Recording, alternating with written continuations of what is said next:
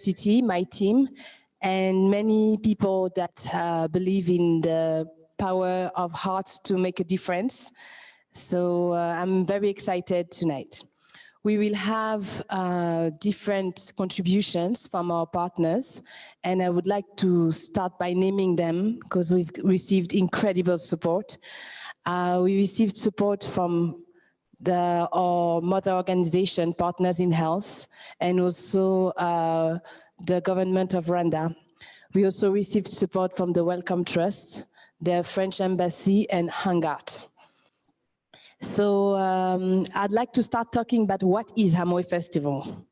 Hamwe Festival is a platform that has been created to reflect and enhance the contributions of creatives and artists in the health sector.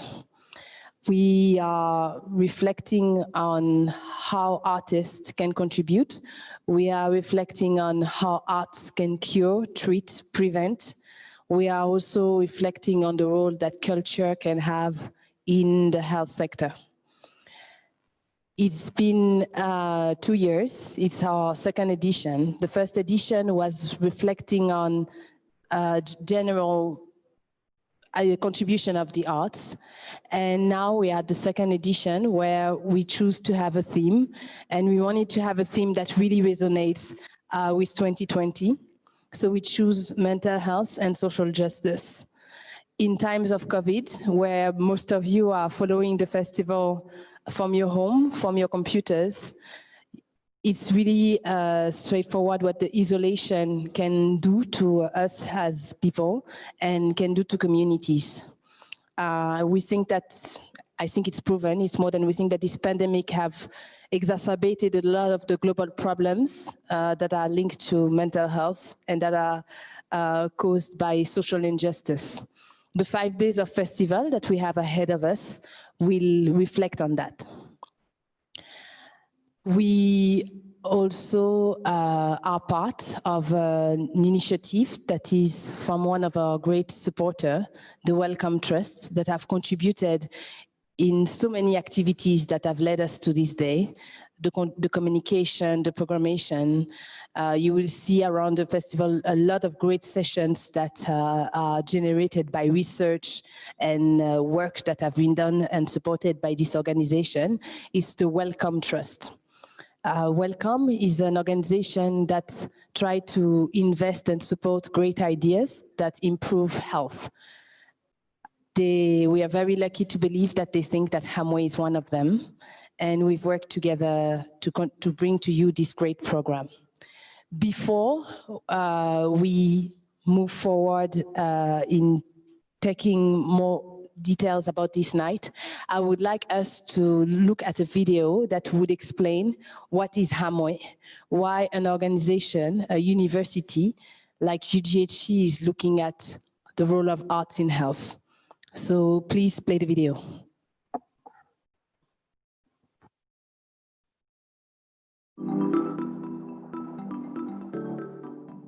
Our work started as we were exploring how creative industries could collaborate with health sectors, and we were also exploring the role of culture.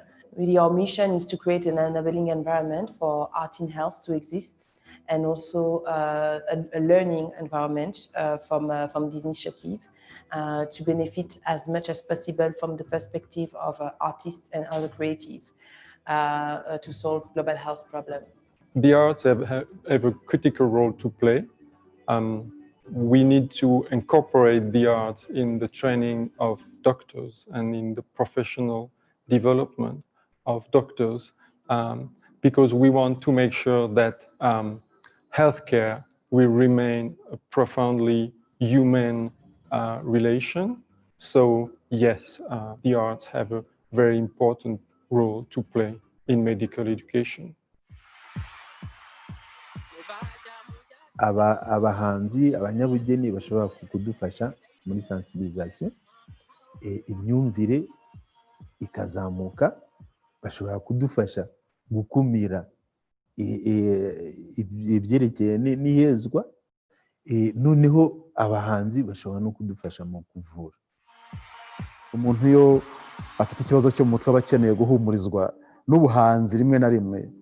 Naganiriye n'abahanzi twari kumwe kuko ntekereza ko ari ikintu gishya muri iki gihugu, ariko kumva ko hari abahanzi bashobora kwinjira muri sekta yacu kandi mu buryo buteguye neza twumvishe bidushimishije. Basically, I'm telling my story as a person who suffered from depression. I want my work to talk to parents. As a parent, I know that when you suffer from depression, you hurt your kids. I know that there's some parents who hurt their kids without knowing. And then I just hope that with my work, some parents will be able to speak to their kids, so their kids will have like an opportunity to tell their parents how they feel about themselves. My art is always a reflection of what I lived through, my experiences. And I always find that so relieving to know that my art helped me. And as a result, I'm also helping other people. And we're also, you know, sharing our different difficulties. And at the end of the day, talking about it is always a nice way to just let some of the stress go, some of the tension. Ubugeni navuga ko ni ururimi rutuma abantu bumvikana. Umuntu aramutse yumvisha undi agatega undi ugutwi, ntekereza ko ntago twagira ibibazo nk'ibyo dufite kano kanya. Umuntu agaha umwanya undi mugenzi we akamutega amatwi, niyo bitaba ari mu bugeni gusa no mu buzima busanzwe. For me, generally, the whole project has had an impact on me in the sense of trying to open up more to people and share what, you know, mental health is. It had never crossed my mind before. So this was more of a chance for me to share and open up with people that I believe are close to me, in a sense of closing a gap of not being stigmatized because of what I do or because of my behavior, which is very common with people who choose to take a career in art.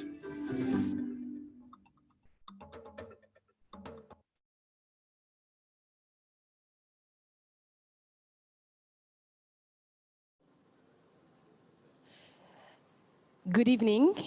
Welcome to Hamwe Festival. It's my great pleasure to represent the University of Global Health Equity and its partner tonight. My name is Injonge Karangwa. So we wanted to talk a bit about Hamwe Festival and about UGHE. So UGHE, it's an organization, it's an university that aims at reforming the way health science are taught by including humanities and multidisciplinary approach to make sure that the health professionals that are going out at that university are change maker, capable of addressing the problems that are existing currently in the world. And we invest in programs like Hamwe Festival because we believe that disease don't only have a biomedical explanation. We believe that disease have a political root, historical root. They are also emerging due to social dynamic, and they are sometimes hard to approach because of social dynamic. So our goal is to build bridges across discipline. So the person that is going to speak soon is Denis Regnier. And Denis Regnier is the head of health humanities, medical humanities, sorry, at UGHE. He's going to talk very well about how it is important to address health problems and to build strong health systems, how it is important to build bridges across disciplinaries, and especially in humanities. Hamwe Festival is definitely the fruit of this thinking, building a bridge between arts and health to have a health impact, to have an impact on mental health, to have an impact on social justice is definitely the fruit of this thinking. After that, we'll have different contributions from our leaders, but also from our great partners from the Wellcome Trust and from the government of Rwanda. Wellcome Trust is collaborating with us as part of their initiative, Mindscape. Mindscape that is born from the cultural and international cultural initiative that is focusing on mental health. They will be represented by Miranda Wolpert, and we'll have the honor to have a contribution by the Honorable Minister of Culture a bit later. So let's have the speech of Denis Regnier. Honorable Minister of Youth and Culture, dear head of the board, dear Chancellor, dear Vice Chancellor of UGHE, dear Wellcome Trust representative, dear faculty, staff and students of UGHE, dear friends of Hamwe Festival. It is a great honor to be here with you today for the opening ceremony of the second Hamwe Festival. My name is Denis Regnier, and I am the head of the Department of Humanities and Social Sciences at the University of Global Health Equity. My role at UGHE essentially consists in leading the development and integration of courses in humanities and social sciences for the medical curriculum. Since we are here for a festival celebrating the alliance of the arts and the movement for social justice in global health, I would like to say a few words about the medical humanities and why they are important for the kind of medical education we are developing at the University of Global Health Equity.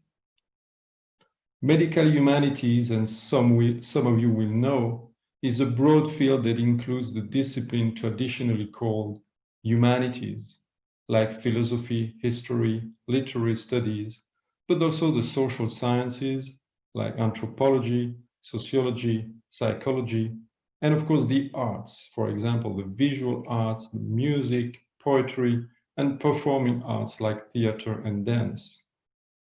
So why do we talk about medical humanities today? Why does such a field exist? To put it very simply, the field of medical humanities is the outcome of a decades-long effort to improve medical education. The main idea behind this international and multidisciplinary effort is that if we want to have well-rounded medical practitioners who can both address the health challenges of our times and take good care of their patients, they should not only be trained in basic medical sciences and clinical medicine, they should also be able to draw on the intellectual and creative strengths of humanistic education.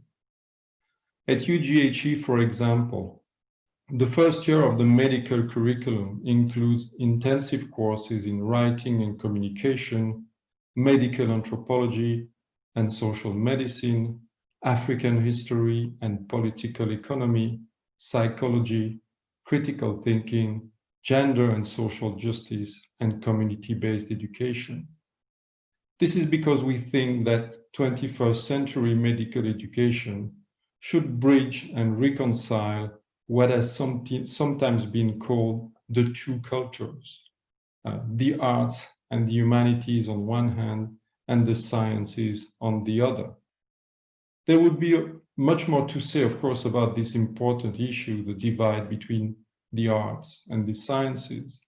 But since I don't have much time, let me focus on two potential impacts of the inclusion of the arts in the medical curriculum. In other words, I would like to briefly address the question, why would the arts be important for medical students and practitioners? Again, this is going to be a very short and incomplete answer. But one aspect I find essential is that the arts foster empathy, imagination, and creativity. Empathy is the ability to understand others and their feelings, even when these others are very different from us. For example, because they have grown up in a different culture or in different socio-economic conditions. Imagination is the faculty of forming new ideas and concepts, and creativity is precisely the use of imagination to create something new. I have no doubt that 21st century medical practitioners, and in particular those who want to address the most pressing issues in global health and social justice, need to be deeply empathic, imaginative, and creative. I think the arts are invaluable to develop these personal qualities and, to use the words of a famous Greek poet, to exhaust the limits of the possible.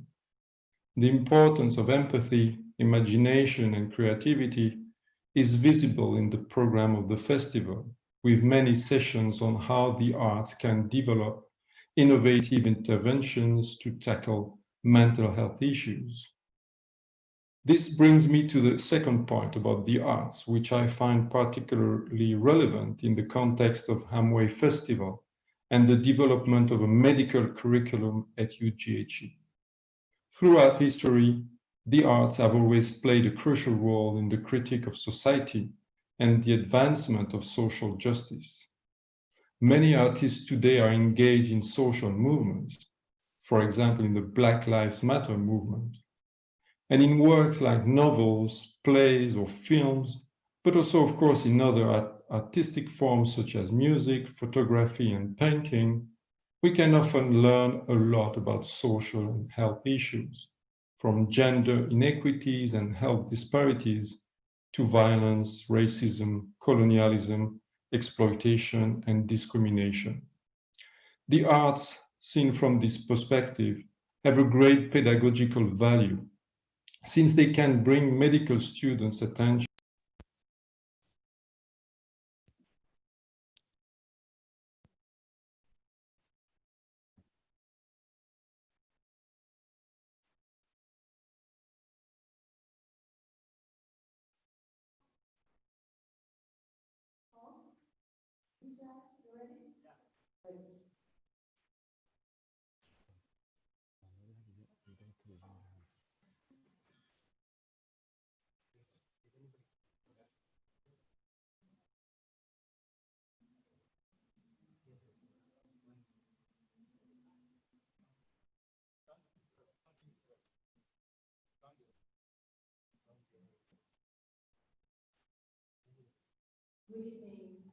Welcome to the second edition of Hamwe Festival.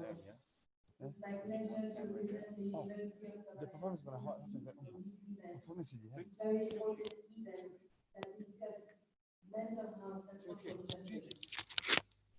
So, Hamwe Festival was created to build a bridge between the arts and health systems and health sector and the health sector. Why? Why do we think that art and health can have an impact together?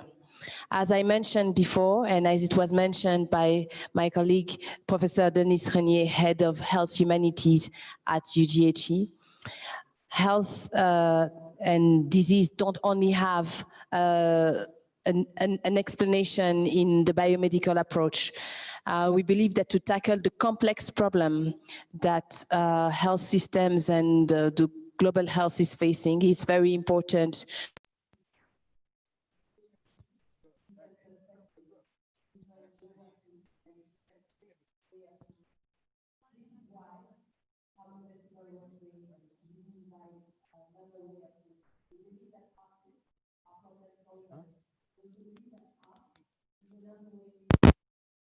Complex things. Artists are very often at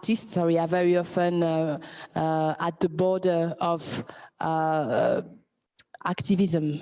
For that, we, for example, through these years, through the different social justice movements that have emerged across Africa, that have emerged in the United States, we've seen the importance of artists to deliver change and to build new ideas, to articulate complex ideas. So this is exactly what we want to do with Hamwe Festival. Mental health is definitely a complex issue. And this is a complex conversation. And during these 5 days of festival, we're going to approach the conversation of mental health in many ways. As an example, tomorrow, on the second day of the festival, we'll discuss about art-based intervention. art-based research? When are they bringing outcomes? When is it relevant to decide to use arts and to integrate the arts in your intervention? We have specialists from many institutions and from many geographies. We have the India Foundation for the Arts. We'll have someone from the Goethe Institute. We'll have also people from the Dartmouth University. And this is the approach of Hamwe. We want to have a very integrative platform where discussions happen, where ideas are confronted, and where possibly new ideas can emerge. So I'm really looking forward to all those 5 days of festival. I'll tell you more about the program just after this performance. It's going to be a dance performance choreographed by Frank Mugisha. I'll let you have a look.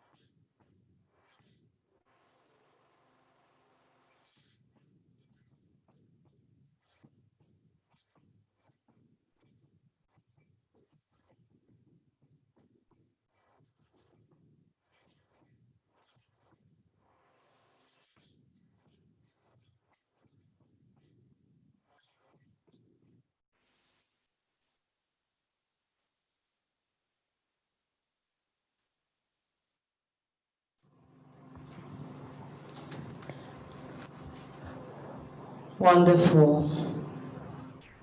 Thank you very much, Prof. Mugisha. Thank you so much, Faizal. So this was a choreography inspired by our traditional dance, the Rwandan traditional dance. It's really beautiful. And I think one of the reasons why we thought about this dance and this troupe is identity. Identity is a conversation that is very, very important when you talk about mental health. And I'm going to tell you a bit more about the program of Hamwe Festival. And we'll talk about this very important conversation.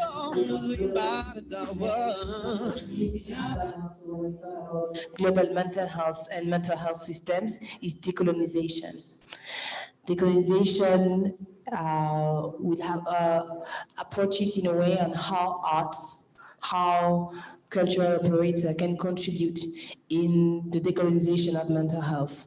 And we hope that the dance that you saw just now give you some glimpses and some ideas on the way that we want to approach it.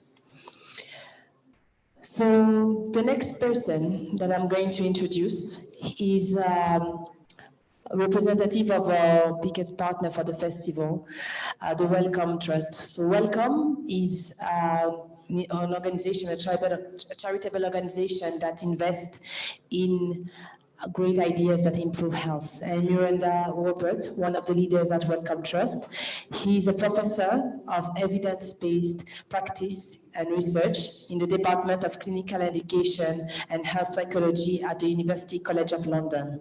And her work focuses on mental health, well-being, and children and young people. So the overlap and the way we meet in our objectives are really, really obvious, I hope, to you. We have the same belief that to have an impact on the well-being of children, to transform youth people, mental health, and the approach that society have on mental health, we have to build bridges across health, across sectors. So, with Miranda and her colleagues, we've designed many, many sessions. We have a session that will happen tomorrow on the afternoon that looks at how arts, culture, and other practice have helped people to cope during the isolation that was due to the pandemic. At some point, a large part of the globe was in confinement, and actually we're still thinking at the people that are going back in confinement now. Art practice is, being exposed to the art, not only the practice, have a great impact on well-being, and we will discuss that now. We'll discuss the results of a very important research that Wellcome have conducted on this. We also have a very interesting conversation about how, on a continent like ours, traditional medicine can have a great impact. We all talk about the mental health, the treatment gap that happens because we don't necessarily have enough practitioners comparing to the spread of the crisis. So it's proven that a part of our communities have a great trust in traditional practitioners. And we need to understand why. And if we don't respect this bond between traditional medicine and our communities, are we really serving them? So we'll have a reflection on that with a project that is called Diffusimo, that decided to build a bridge and to address mental health issues through some of those practices, and to look at how, by entering into that, we can deliver adequate and cultural sensitive psychosocial support. But I will let Miranda talk a bit more about that. Miranda, can you hear me? I can. Can you hear me? Hello, Miranda. Hi. Wonderful. I will invite you to give your remarks, and a little bit after, I would love to talk with you about your impressions regarding the program of Hamwe Festival this year. So the floor is yours, Miranda. Welcome. Thank you so much. And it's so wonderful to be partnering with you on this really important initiative. One of the advantages of technology is I can join you from across the globe, where we're in confinement in London, in the UK. But I have to say, I'm slightly nervous whether the technology is going to work. So we'll just have to see. I'm going to try and share my screen now and see if you can see. Oh, I need the host to enable me to share the screen.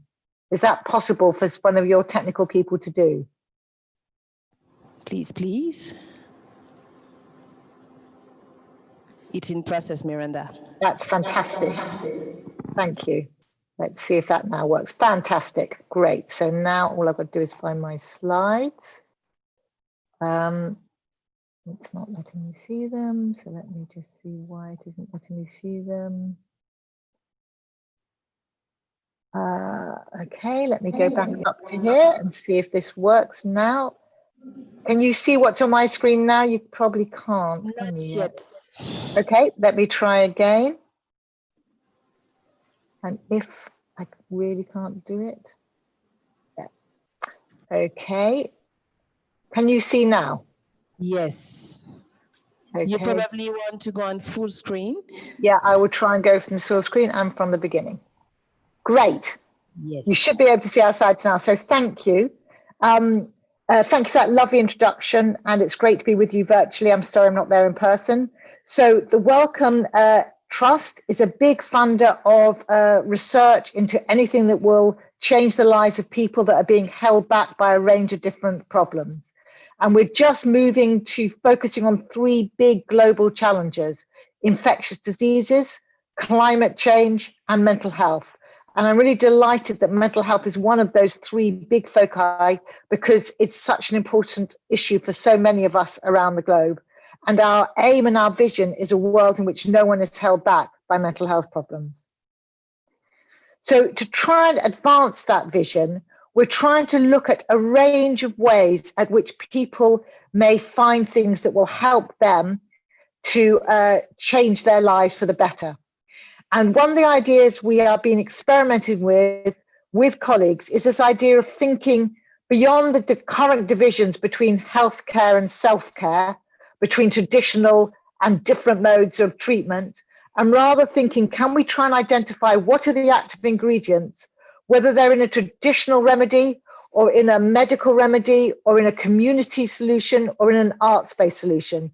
We want to understand what are the active ingredients that make a difference, with a particular focus for us at this moment on youth anxiety and depression, focusing on 14 to 24-year-olds in particular.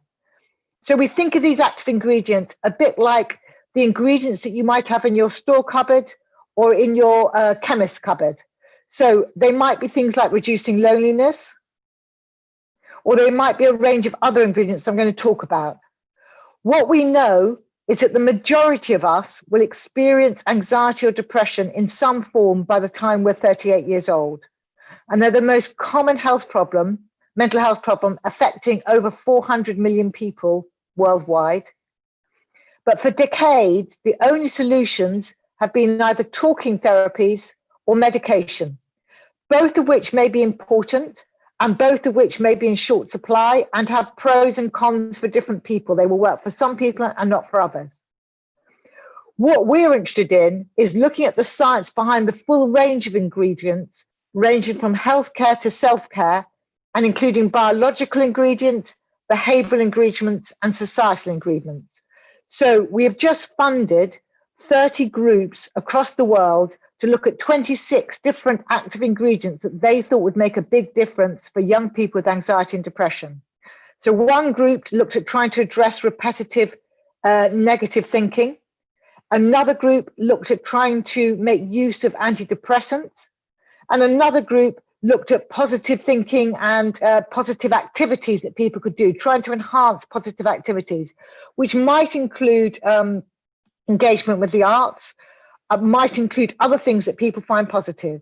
There was, in fact, a whole group that looked at engagement with the arts and general artistic and creative endeavors as one of the key active ingredients that might be really effective.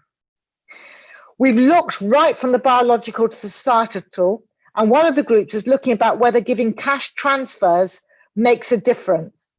One of the things that's emerging from all their research is none of these active ingredients alone are going to be the magic answer.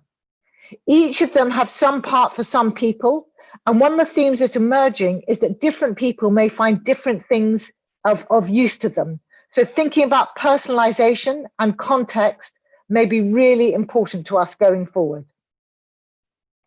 One of the things we're really impressed by and why we're so pleased to be partnering with you is that your program covers the full range of different sorts of creative endeavor that might make it both give us insights into mental health problems, but also give us potential solutions. So we're really interested in learning from you over the coming days with the insights that might emerge. If you want to look at the findings from the group so far, there are blogs and videos about the different findings from the different groups that did reviews of the literature on the link below, and these slides will be available to you. And I'm happy to take any questions or comments that people might have. Thank you so much, and I'm with you in spirit. Thank you so much, Miranda. I'm very amazed to see how much our organization in our way to approach health problems are aligned. And I really want to relay on, would you like to talk to us a bit more about the COVID living session that is coming tomorrow afternoon? Yes, I'm really looking forward to this session. I'm doing it with my wonderful colleague, Grace Gutera. We're going to be talking with you about what we found about the active ingredients that young people were using across the world in relation to COVID living. What were the things that they were intuitively doing? Some of them turning to the arts, some of them turning to volunteering, some of them turning to community relations, and looking to see how we can learn from that in terms of thinking about how we can take forward mental health research going forward. From that, not to give away the whole session, but there are three key principles that we have taken from that work. One is the importance of hearing and learning from people themselves who have lived experience of these difficulties. The second is learning from local innovation. What works in one context might be very different from what works in another. And the third is always looking larger than healthcare, thinking about things that can be done that include infrastructure and wider issues than just healthcare, although obviously healthcare has a very important part to play. Absolutely. And that's something that we think it's very important to know, is that with this approach, we're not trying to challenge pharmaceutical approach or medical approach. We're trying to complement it with different ideas. And your research on active ingredients says a lot about that. Now, I would like to ask another session, because I can imagine that you're really excited by this session, because we'll have the pleasure to see you again. But apart of those, you had seen the Hamwe Festival schedule. Is there a session that you're particularly excited about? I'm particularly interested in the session on parks, because I have a particular interest in how we are using green spaces, particularly in urban environments. And I'm interested in how they interact with the different active ingredients. So from the work that the group we commissioned did, it's interesting to think, are parks helpful because they help us be mindful and thoughtful? Are they helpful because they reduce loneliness because you're amongst other people? Are they helpful because they stop us thinking into negative spirals? Or are they helpful because they give us more oxygen, more air, and more physical activity? So I'm interested to learn from that session what the experience is for people who are presenting there. Absolutely, I'm very excited too. And you see, when you talk about parks, that's when we see about the importance of building bridges. And on this session, we'll have the very great pleasure and honor to have to interact with someone named Ellen Reed, that is a great musician. I will encourage you to look her up on our website. And when we talk about parks, we talk about urbanism, we talk about city planning, and you see it as when we see health is the problem of whole sector, and those bridges are very important. And we really thank the Wellcome Trust to really think about those things. So this research can be used in the way we organize cities and in the way we think about health problems. Thank you so much, Miranda. Thank you. Really looking forward to it. So now, Miranda, I hope you're staying with us, but I'm going to introduce another speaker. But please stay put, yeah. So yes, now we are transitioning to another session. The next speaker is the Vice Chancellor of the University of Global Health Equity, Professor Agnes Binagwaho. I think we know her very well in Rwanda, and we know her innovative mind about building and her capacity of building bridges. We thank her for her support to Hamwe Festival, and I would like her to really take the mic because thank you very much. Please play the video. I don't say good evening, even though here in our beautiful Green Hills, it is night time, because this grand opening is followed all over the world. Some of you are taking their first coffee of the day, others will soon go to bed. Dear students, staff, faculty, friends, family of UGHE and guests of Hamwe Festival, it is my great pleasure to welcome you to the second annual Hamwe Festival hosted by the University of Global Health Equity. As you have heard from other speakers today, the Hamwe Festival is aimed at leveraging the synergy between the creative industry and public health in order to improve health outcome and raise awareness about various health challenges. This year, our theme is mental health and social justice. So we will be exploring this collaboration between art and public health within the context of mental health and social justice. This year, we are going virtual due to COVID-19, but we will give you the same experience using different innovation. For example, we have incorporated digital exhibitions where gallery and photo from our partners at Wellcome Trust are displayed online. We have also implemented live streaming of different films and artists and film directors from around the world. We will also bring to you experts in art, in public health, and in mental health through panel discussions, conversation, interviews, and performances. So although COVID-19 has kept us apart, we are committed to connecting through the technology of today to uplift one another and advocate for mental health globally. As we all know very well, the COVID-19 pandemic has disrupted many lives around the world, socially, economically, and physically. As a result, many people are in search of ways to cope during this pandemic. In communities where people used to gather together to celebrate the good or console each other in the bed, prevention measures have limited physical proximity, leading to social isolation.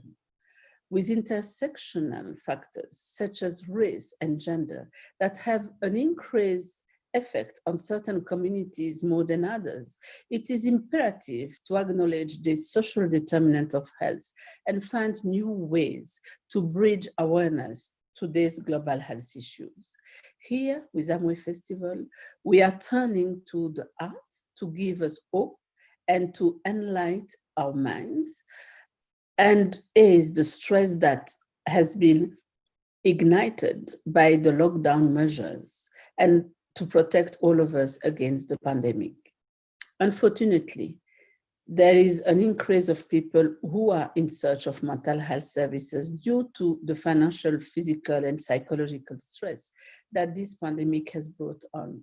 Despite this increase in demand, a diversion of funds from existing health services to the COVID-19 response has disrupted healthcare services system across the world. This and the decrease of mobility of patients to seek care led to a lot of unmet needs in mental health services. Before the pandemic, we knew that countries spend less than 2% of their national budget on mental health services. In fact, according to the WHO, 93% of countries across the world have already officially reported a disruption in mental health services. Therefore, if we are seeing this decrease in clinical mental health services, and we know that what we have currently is not sufficient, we need to think about other mechanisms through which we can decrease the strain of mental health on individuals and support those in need. Decades of research has shown that art can provide various mental health benefits and serve as a very effective complementary tool to support the recovery of mental health patients. If we are to reduce this increased burden of mental health illness, we need to be innovative enough to incorporate other evidence-based interventions that promote positive mental health outcomes. This is why at UGHE, we are using the Hamwe Festival to explore the collaboration between the creative industries and public health and ensure that we leverage all known methods to improve mental health outcomes. Much like collaborating across various disciplines is a mission for Hamwe, so is UGHE committed to incorporate transdisciplinary education into our university. Building bridge across sectors to leverage gender equity, improve healthcare delivery while merging the art is the unique work of Hamwe Festival. This year, Hamwe Festival is working to dismantle gender bias in mental health by featuring an all-woman panel that is discussing women and mental health to find ways to approach mental health through the lens of gender equity. With doctors more apt to diagnose psychological disorder in women, even when presented with identical symptoms. It is with the sense of urgency that we recognize and discuss these gender stereotypes and health injustices. Along with dismantling gender bias through the theme of the year under social justice, Hamwe Festival is also calling out the inequities in health by working alongside various departments at UGHE to decolonize global health. These decolonizations of health through Hamwe Festival is bringing awareness to mental health issues and opening avenues to address the gaps in access and treatment in innovative ways.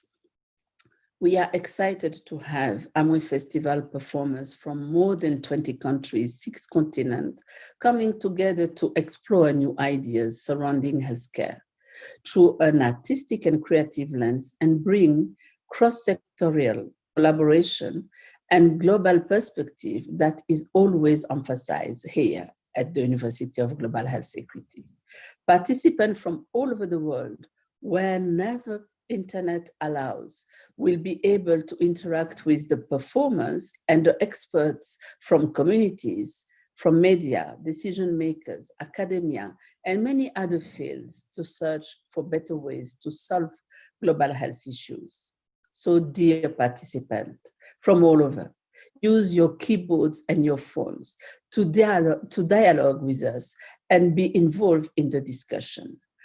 Again, welcome to the second annual Hamwe Festival and enjoy the next 4 days of lively performances, insightful conversation, and creative exhibition. Thank you for your attention. Honorable Minister of Youth and Culture, dear head of the board, dear Chancellor,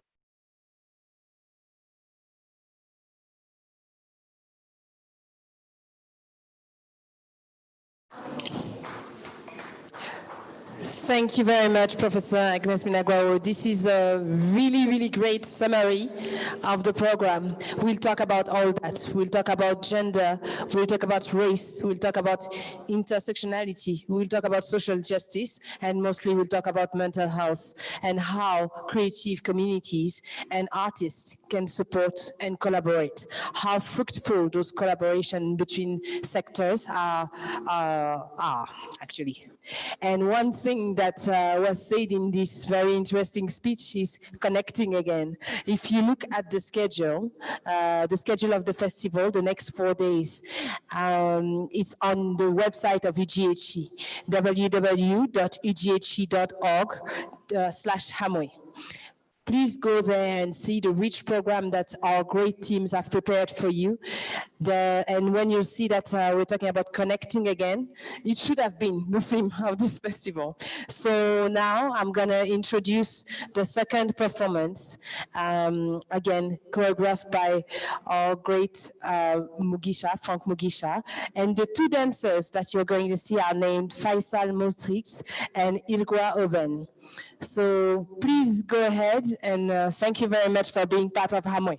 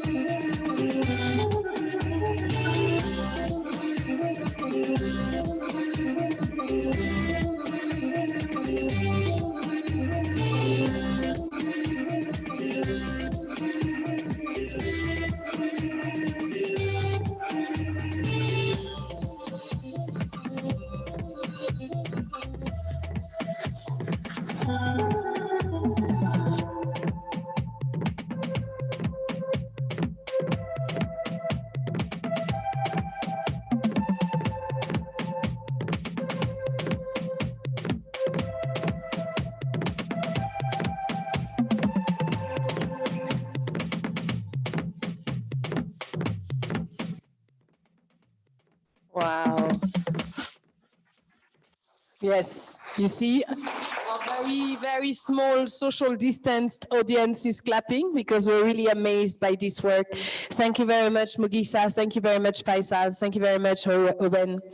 This is really, really incredible and has difficulties to connect with people through technologies and not to have this audience and do the events digitally due to the global pandemic. We really thank you to be part of this and share so much. I'm sure that our digital audience is as excited as we are. So really, really thank you.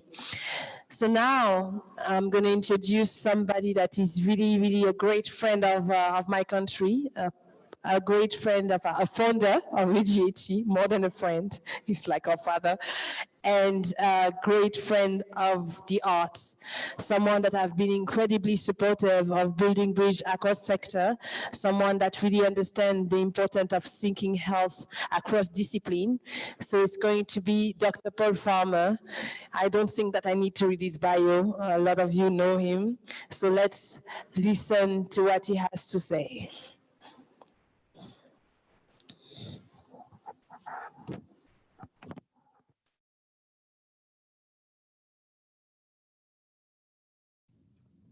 Hey everybody, Midiwe, Amakuru.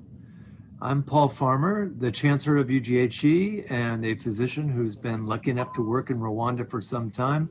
I'm thrilled to mark another Hamwe Festival and to give special thanks to the artists and others, including many members of youth groups who are joining us, who are coming together to celebrate this. At UGHE, we have a special interest in work that is fundamentally transdisciplinary, that reaches across boundaries. And we believe that the Hamwe Festival is part of this work. Our own efforts, including our efforts to educate people, have been built on collaboration between healthcare providers and those from other sectors. We are very anxious to deepen these connections and to work more with people in the arts and in music. And the Hamwe Festival is a chance for us to build these links over time. We're very thrilled that there's an interest this year in mental health. And as ever in social justice, these are two important matters to all of us. There's no health without mental health, certainly. And all of us have a great deal to offer as we respond to challenges in mental health. As for social justice, the word social says it all. Things aren't going to change for the better unless we make them, and that's going to happen when we all come together across these boundaries, learn from each other, share with each other, and celebrate progress as we contemplate what we need to do to move things forward. I would like to mention that in medicine and public health, we have a lot of work to do to decolonize mental health, to decolonize public health, and we're hoping to make progress in this arena in Butaro and everywhere else that UGHE will be reaching. Again, we thank you for including us. We are looking forward to learning from you to address problems together, including those around stigma and mental health, and think harder about how we can all move forward together in the promotion of global health equity. Again, thank you very much for including us, and enjoy the festival, and we look forward to sharing the same social spaces again soon. Murakoze chane, akazi keza.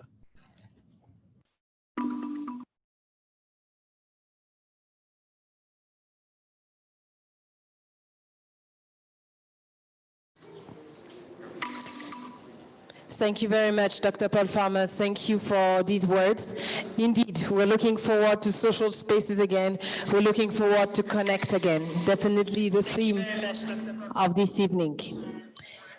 So, we are coming to about, the half of this event, and I wanted to talk to you a bit more about some of the sessions you'll have in the following days. So I've talked to you about decolonization that would happen on the 15th. I talked to you about integrating the arts and the different technical ways to do it. That will happen tomorrow.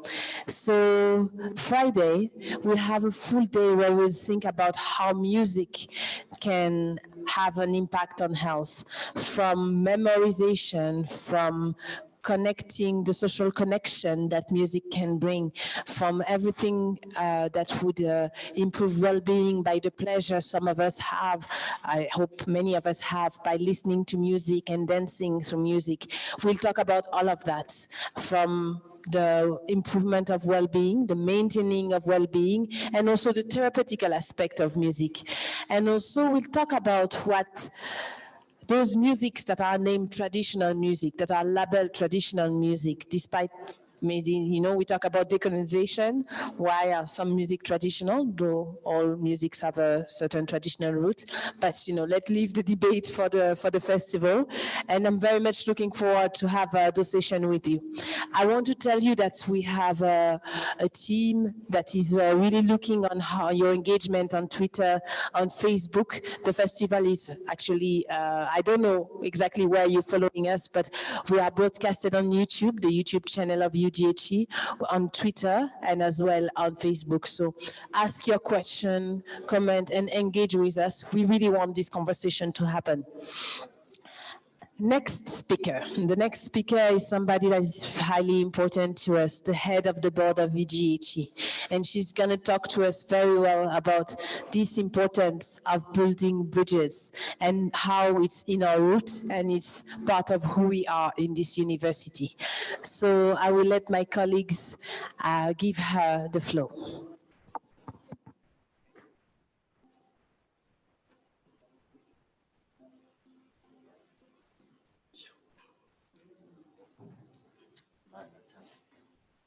Hello, are we ready for Sheila? My name is Sheila Davis, and I'm the CEO of Partners in Health. And I'm so honored to be here today with all of you. This, the second anniversary of the Hamwe Festival. I remember last year during this inaugural event where we were all gathered in Rwanda, and certainly were inspired by the music and the art and the dance and all the things that we're able to see and learn and participate in. I know this year looks different as it is virtual, but I look forward to next year where we can all gather as well in person. This year, the theme is mental health and social justice. And the tie of that with art, music, dance, and all humanities is so critical. We're complex human beings, and the importance of our mind being able to be imaginative, creative and innovate is a critical part of how we exist as human beings and how we cope during stressors. Mental health certainly is a huge challenge and has no geographic boundaries, but we know that in particular access to care is a major problem in most places in the world. There's over 5 billion people in the world who suffer from some type of mental condition and don't have access to health care. The failure of our systems to be able to deliver mental health care is critical and represents about 80% of people who are identify as needing some type of intervention and are not getting that. We know that with limited resources and the challenges of the pandemic, that number is just going to increase.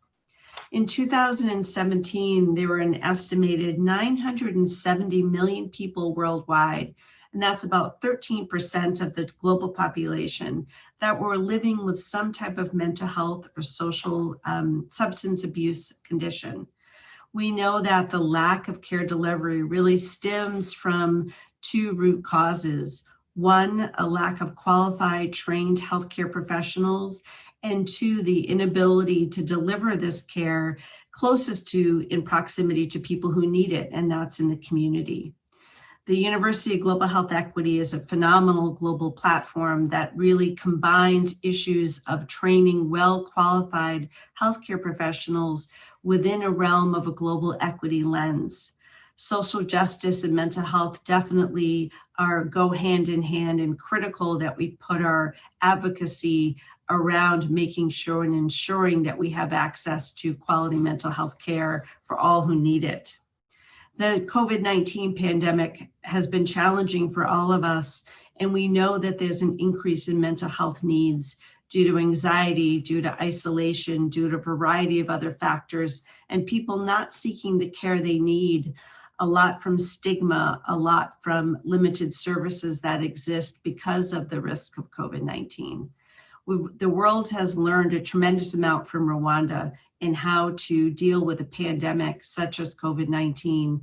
And just as we've learned from Rwanda about how to have quality mental health care in the community, IMB in the Brera district has worked closely, and the Ministry of Health has been able to reduce the amount of referrals from the National Teaching Hospital from over 10% starting in 2011 to less than 1% today. That really shows that it's been an effective way to have care in the community closest to where people need it. Today, we're really facing a time of unprecedented challenges, and our ability to collaborate with all sectors, including the arts sector, is critical. We know that we have to reduce and bridge the boundaries between patients and their providers, between hospitals and the community, between the public sector and the private sector. And what better way to bring people together than through the expression of the arts? So I look forward to learning and being with all of you over the next day, and really look forward to us tackling and using arts, humanities, dance, music as a way for all of us to join together and all of us to combat some of these challenges we have, like the challenge of mental health. Enjoy the next day, and I look forward to being with all of you. Thank you.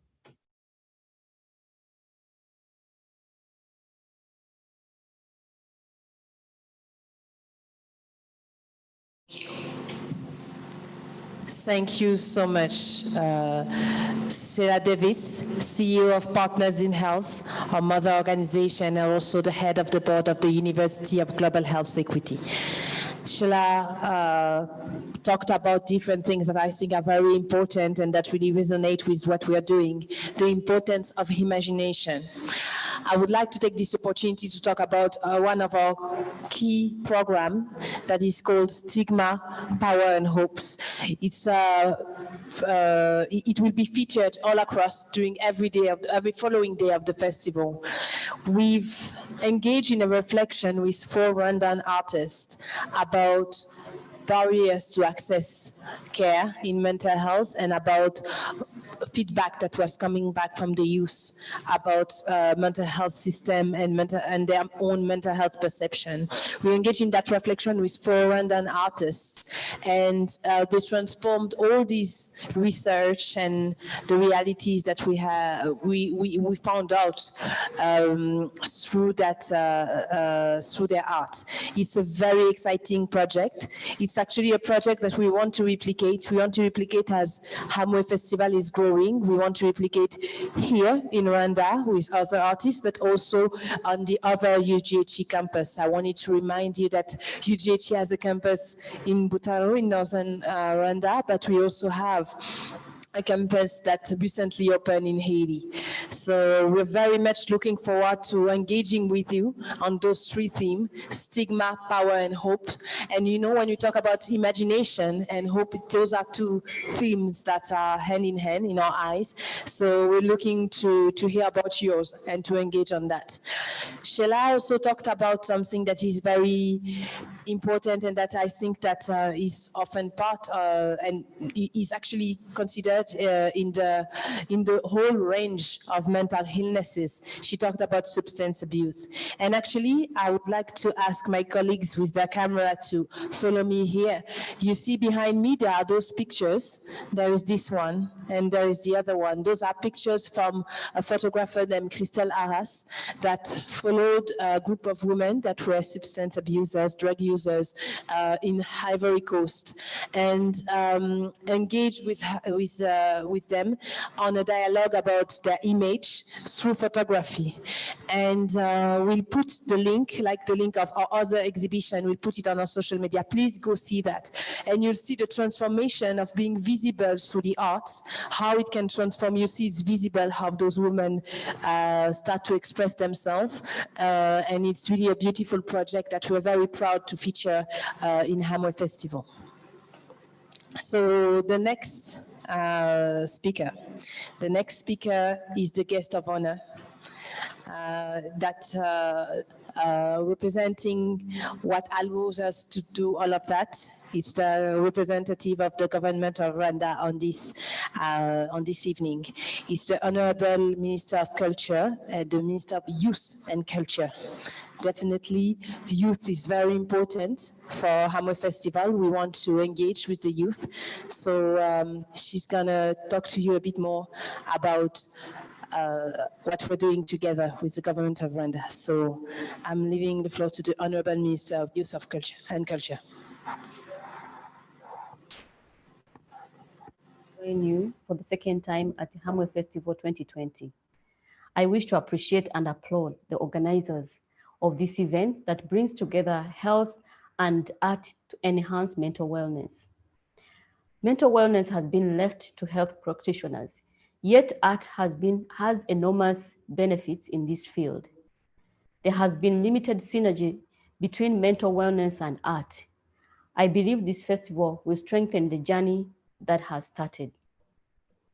Over the past, there has been practice of keeping mental health issues a private matter, never to be discussed. Even as a post-conflict nation, we did not fully pause to embrace the depth of pain that our individual and collective loss left us with. A lot was at stake. People needed to get up and work, to rebuild the nation, to support the orphans and most vulnerable people in the community, but also to reclaim peace and stability of our nation.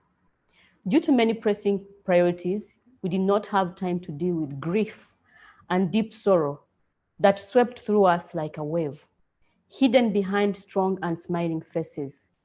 Also, unknowingly, due to lack of proper dealing with their grief, some adults, as parents, passed on pain to their children.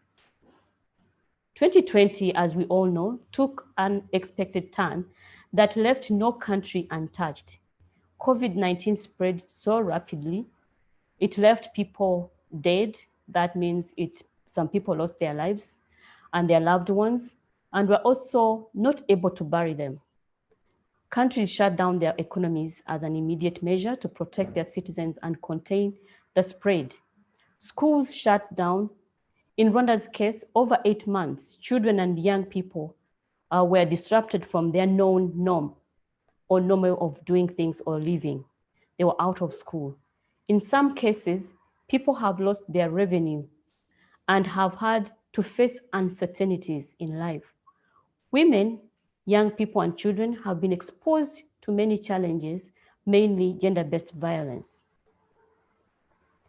Mental health is not only the responsibility of the health sector, as you already said. Mental health concerns us all. Inability to address mental health concern in a timely manner can have grave grievances on people's well-being, leading to substance abuse and addiction among young people, incapacity to live a healthy and productive life, and subsequently suicide. According to the World Health Organization report of 2014, every 40 seconds, somebody somewhere in the world dies due to suicide, which is said to be the second leading cause of death in young people aged 15 to 29. We need to act together, share knowledge, and explore possible interventions to help us get ahead of the growing concern that more and more people may lose capacity to manage daily challenges and become dependent to medication for functionality. Under Generation Unlimited program, the Ministry of Youth and Culture has partnered with Imbuto Foundation and MasterCard Foundation to create awareness among young people and adults on mental wellness and share some tools to help people to deal with what they may be struggling with. However, we know that we need more services to be made accessible to young people within their proximity. We know that we need to change the mindset of our society so that some young people can be bold enough to seek help and receive the right support. As this forum begins, we will be joining in to learn from you and learn with you to see how some innovative approaches can be developed to help us serve young people better in enabling them to be fully healthy and productive members of our society. And also we hope this is the beginning of a collaboration between researchers, practitioners, policymakers, artists, and cultural operators to address youth mental health. With the synergy of health and arts, we recognize the strength of arts in relieving the mind, bringing out the suppressed thoughts, aspirations, and ambitions. Art also can support and enhance the articulation of the thoughts and the inner soul. It can help to boost confidence and make us feel more engaged and resilient. Besides these benefits, art engagement also alleviates anxiety, depression, and stress. Art therapy enhances recovery and creativity in case of depression and stress. I am looking forward to ways we can build this further beyond the festival and ensure we tap and the potential arts can usher in dealing with mental wellness. I thank you once again, and I'm so glad to partner with you, to be with you in this forum, and I wish you fruitful engagement and deliberations. Murakoze cyane.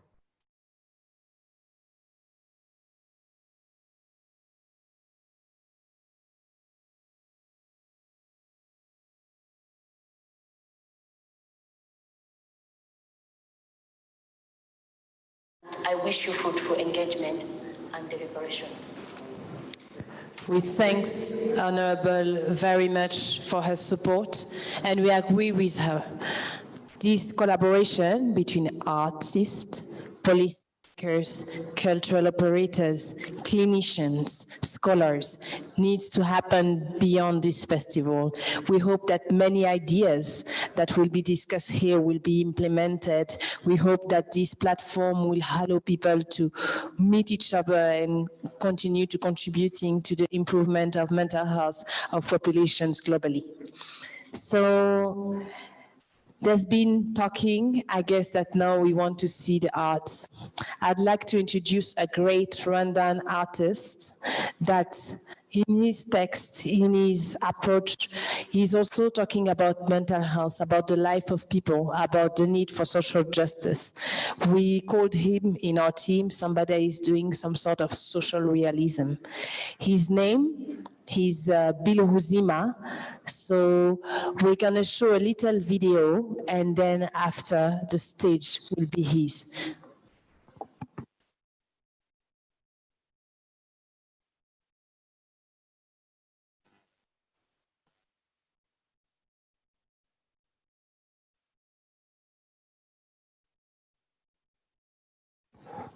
Sorry, we apologize for these little technical delays. I'll again invite you to follow us on Twitter at Hamwe_Festival, on Facebook, Hamwe Festival, and also on our YouTube channel, the YouTube channel of the University of Global Health Equity. Please engage with us. Please ask your questions. We're watching, we're collecting them, and we'll respond to them. We really want this conversation to happen. Please go ahead.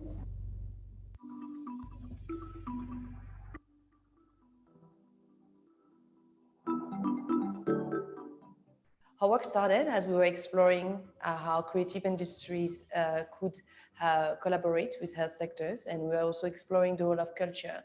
Really, our mission is to create an enabling environment for art in health to exist, and also a learning environment from this initiative to benefit as much as possible from the perspective of artists and other creatives to solve global health problems. The arts have a critical role to play. We need to incorporate the arts in the training of doctors and in the professional development of doctors, because we want to make sure that healthcare will remain a profoundly human relation. So yes, the arts have a very important role to play in medical education. abahanzi abanyabugeni bashobora kudufasha muri sensibilisation, imyumvire ikazamuka, bashobora kudufasha gukumira ibyerekeye n'iyezwa, noneho abahanzi bashobora no kudufasha mu kuvura. Umuntu iyo afite ikibazo cyo mu mutwe aba akeneye guhumurizwa n'ubuhanzi. Rimwe na rimwe naganiriye n'abahanzi twari kumwe, kuko ntekereza ko ari ikintu gishya muri iki gihugu, ariko kumva ko hari abahanzi bashobora kwinjira muri sekita yacu kandi mu buryo buteguye neza, twumvishe bidushimishije. Basically, I'm telling my story as a person who suffered from depression. I want my work to talk to parents. As a parent, I know that when you suffer from depression, you hurt your kids. I know that there's some parents who hurt their kids without knowing. And then I just hope that with my work, some parents will be able to speak to their kids, so their kids will have like an opportunity to tell their parents how they feel about themselves. My art is always a reflection of what I lived through, my experiences. And I always find that so relieving to know that my art helped me. And as a result, I'm also helping other people. And we're also, sharing our different difficulties. And at the end of the day, talking about it is always a nice way to just let some of the stress go, some of the tension. Ubugeni navuga ko ni ururimi rutuma abantu bumvikana. Umuntu aramutse yumvisha undi agatega undi ugutwi, ntekereza ko ntago twagira ibibazo nk'ibyo dufite kano kanya. Umuntu agaha umwanya undi mugenzi we akamutega amatwi, niyo bitaba ari mu bugeni gusa no mu buzima busanzwe. For me, generally, the whole project has had an impact on me in the sense of trying to open up more to people and share what mental health is.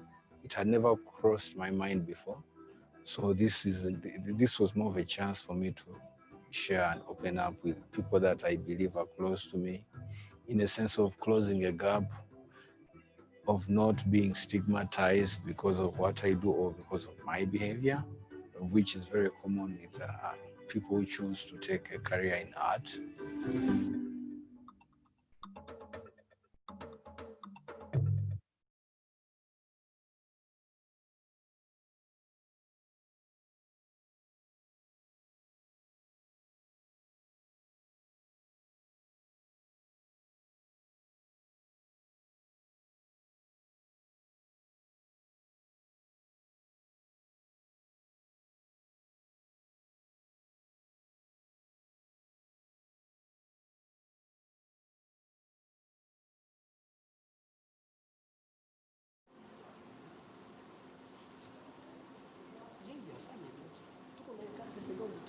No,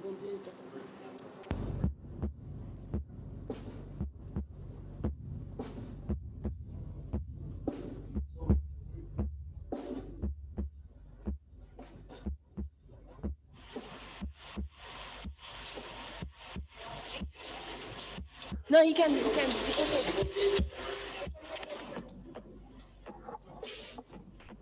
No, tell them to do it. It's for them to be time to do it.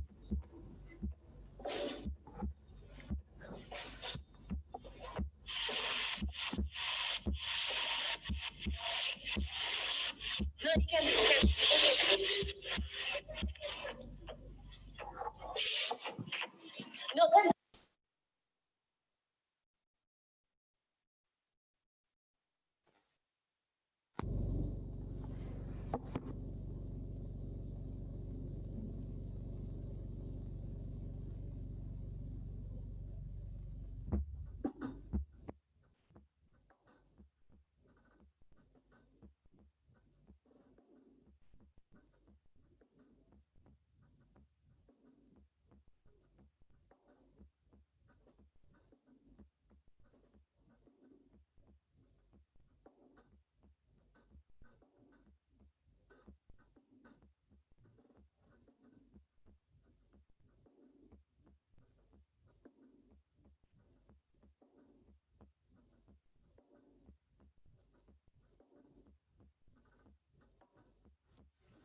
And as we are hearing, this is the preparation of Bill Ruzima.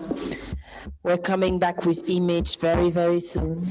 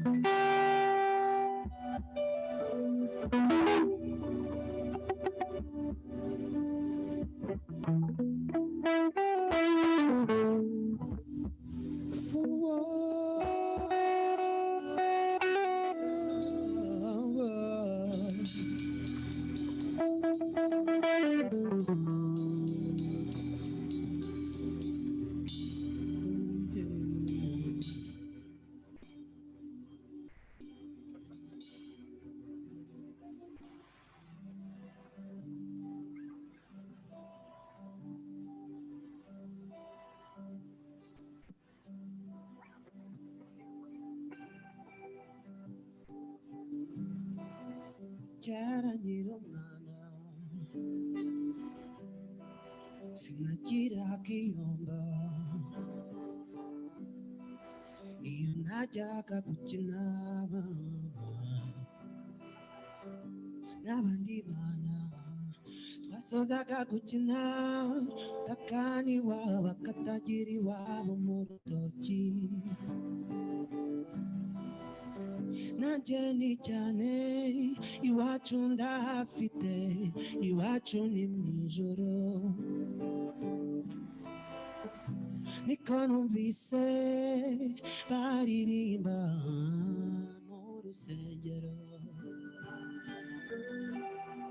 sinkamenya ko ababiririmba isi bafite aho bataha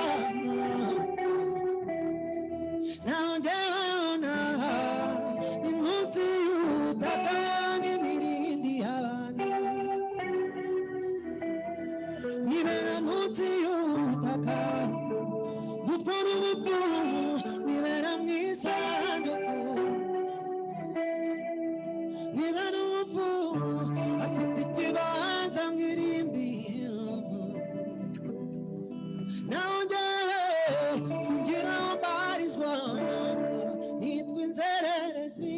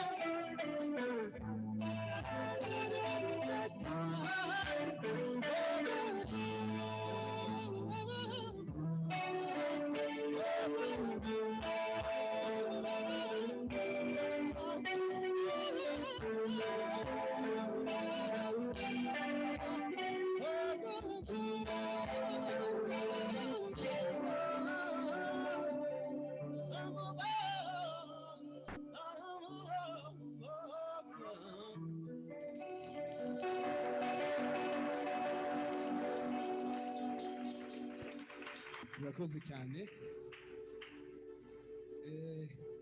ni iby'agaciro kuba ndi muri Hamwe Festival ndishimye cyane rero mbanje kubasuhuza baramutsa ngo mugire amahoro y'Imana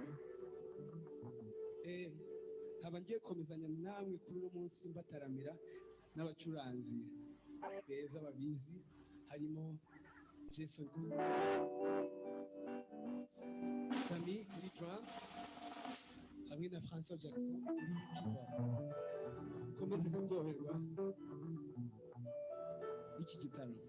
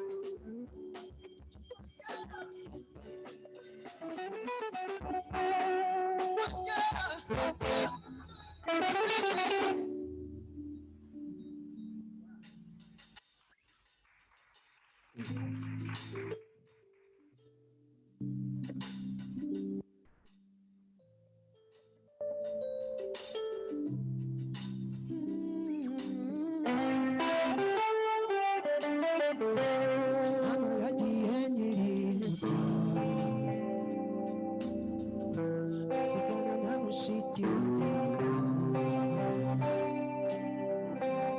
mama yagiye nkiri muto sigana na mushiki wanjye muto bato tutari ikigo twarireze tubasha gukura yo dusubize bwatworoheye amatate yaje kurata azakizina kandi kinabona ayikubona mubona mu rusisiro yo mubona yirukana na data kora bitabazunguza iwe yakurikiwe n'abagabo abandi modoka iramwahuranye mushiki wanjye b'umuzunguzayi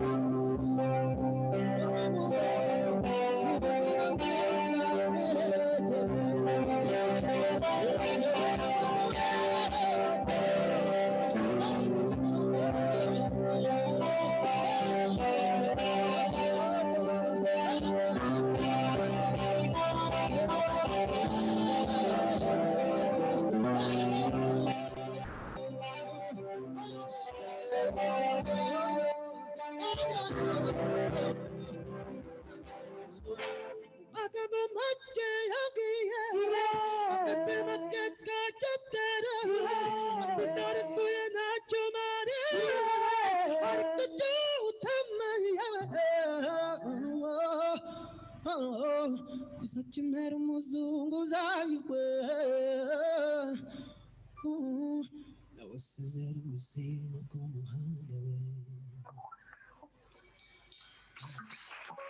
Murakoze cyane. Nongeye gushimira kandi University of Global Health Equity yateguye Hamwe Festival. Ni iby'agaciro kuko isi yugarijwe n'abantu twese, hafi ya twese tukunze kugira ibibazo by'ubuzima bwo mu mutwe ariko ntitubimenye. Kenshi umuntu akabura umuntu agisha inama, akabura uwo arira, ariko igihe cyiza cyo kugira ngo abantu twese dufatane amaboko kugira ngo buri wese abereho mugenzi we, buri wese abanyine mugenzi we, amuhumurize, turusheho kubaka isi nziza y'urukundo. Niyo mpamvu bifuje kuryoherwa n'indirimbo ntukarire yanjye, indirimbo yanjye komeze kuryoherwa.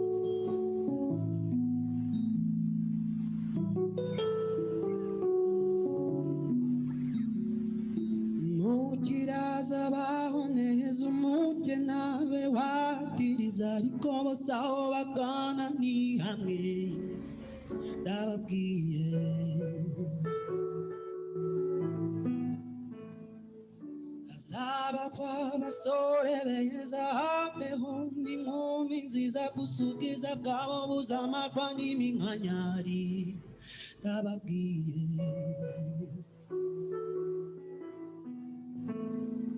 uzabona umusaza afite akabando ubona umukecuru ahinya akagongo wakubwira iby'ubuto bwabo wakumirwa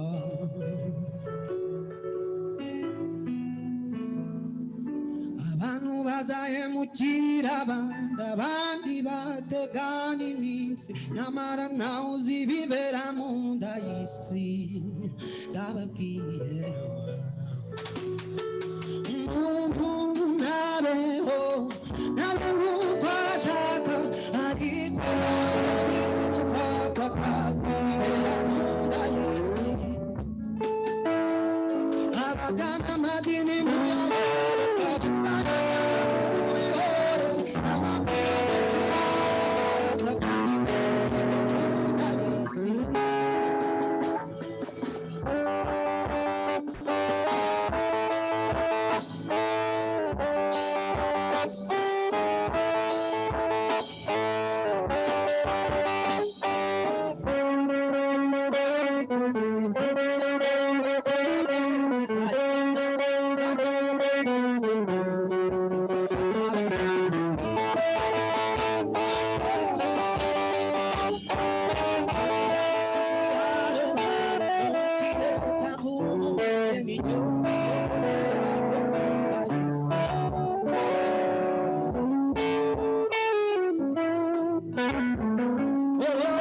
munahise ntiharobanura intwari cyangwa ibigwari icyondo cyawe kiri cyo mu nda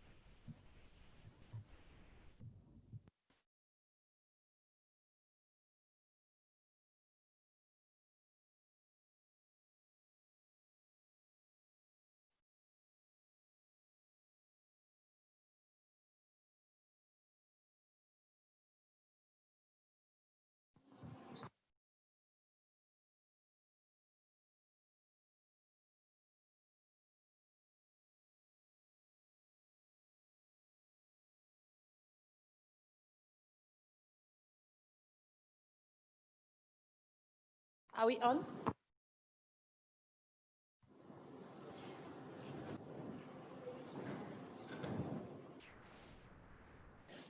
Good evening. A big thank you to Bill Ruzima for this amazing performance. As Dr. Paul Farmer was saying earlier, we can't wait to be again in those social spaces. I wish that you would have felt the energy here, but I'm very, very sure that this very powerful energy that Bill provides within his song reached to you at your home. As mentioned, this is the second edition of Hamwe Festival opening today. My name is Njonge. I'm the chief organizer for the festival. I represent the University of Global Health Equity, who've created that event to bridge health sectors and creative sectors. So this is a very, very exciting night. In addition to this amazing performance by Bill Ruzima, we had great choreography by Mugisha. We also had a very, very inspiring message by the Honorable Minister of Culture and Youth. The UGHE and PIH leaders shared our support and our collective, the idea behind this collective effort. So this was really, really a wonderful night. I would encourage you to continue following us in the following day from the 11th to the 15th on all the UGHE channels, Twitter, Facebook, and YouTube. Of course, there will be some Zoom links that would be shared with you. Please register through our links and we'll share with you different links. Thank you very much. You can see our program on www.ughe.org at Hamwe. So we are very, very exciting to launch this festival and to go through this 5 days event. Thanks to everybody that joined us tonight. Thank you for your comments. Thank you for your support. This year, through these 5 days of festival, we will talk about mental health and social justice. Very, very important discussions in 2020 when people are going back in confinement, when so many discussions are at this stage where they really need to be heard. And we believe that artists have been at the front side of activism and can problem solve and provide new perspective on the global health and social justice problem. So converse with us during the 5 next days. The next session, we're going to have a conversation. We told you, Hamwe wants to be a global platform. We're going to have a session that's going to be a conversation between two great minds that really believe in this partnership between art and health. Our Vice Chancellor, Dr. Agnes Binagwaho, will have a conversation with Professor Jill Bennett. Jill Bennett is a researcher, an artist, that created an amazing festival that is called the Big Anxiety, that has been existing in Australia in the past few years, that created a huge, huge conversation about mental health through the arts and through technology. This festival is, like Hamwe, aiming at doing public engagement and community engagement. So please stay tuned, join us on Zoom. The session is starting very soon.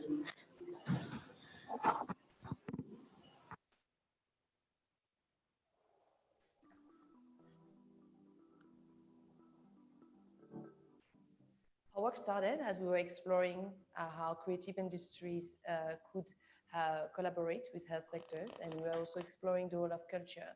Really, our mission is to create an enabling environment for art in health to exist, and also a learning environment from this initiative to benefit as much as possible from the perspective of artists and other creatives to solve global health problems. The arts have a critical role to play. We need to incorporate the arts in the training of doctors and in the professional development of doctors, because we want to make sure that healthcare will remain a profoundly human relation. So yes, the arts have a very important role to play in medical education. abahanzi abanyabugeni bashobora kudufasha muri sensibilisation, imyumvire ikazamuka, bashobora kudufasha gukumira ibyerekeye n'ihezwa, noneho abahanzi bashobora no kudufasha mu kuvura. Umuntu iyo afite ikibazo cyo mu mutwe aba akeneye guhumurizwa n'ubuhanzi. Rimwe na rimwe naganiriye n'abahanzi twari kumwe, kuko ntekereza ko ari ikintu gishya muri iki gihugu, ariko kumva ko hari abahanzi bashobora kwinjira muri sekita yacu kandi mu buryo buteguye neza, twumvishe bidushimishije. Basically, I'm telling my story as a person who suffered from depression. I want my work to talk to parents. As a parent, I know that when you suffer from depression, you hurt your kids. I know that there's some parents who hurt their kids without knowing. And then I just hope that with my work, some parents will be able to speak to their kids, so their kids will have like an opportunity to tell their parents how they feel about themselves. My art is always a reflection of what I lived through, my experiences. And I always find that so relieving to know that my art helped me. And as a result, I'm also helping other people. And we're also, sharing our different difficulties. And at the end of the day, talking about it is always a nice way to just let some of the stress go, some of the tension. Ubugeni navuga ko ni ururimi rutuma abantu bumvikana.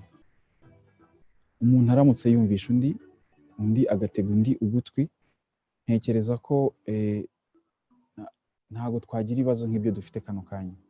Umuntu agaha umwanya undi mugenzi we akamutega amatwi, niyo bitaba ari mu bugeni gusa no mu buzima busanzwe.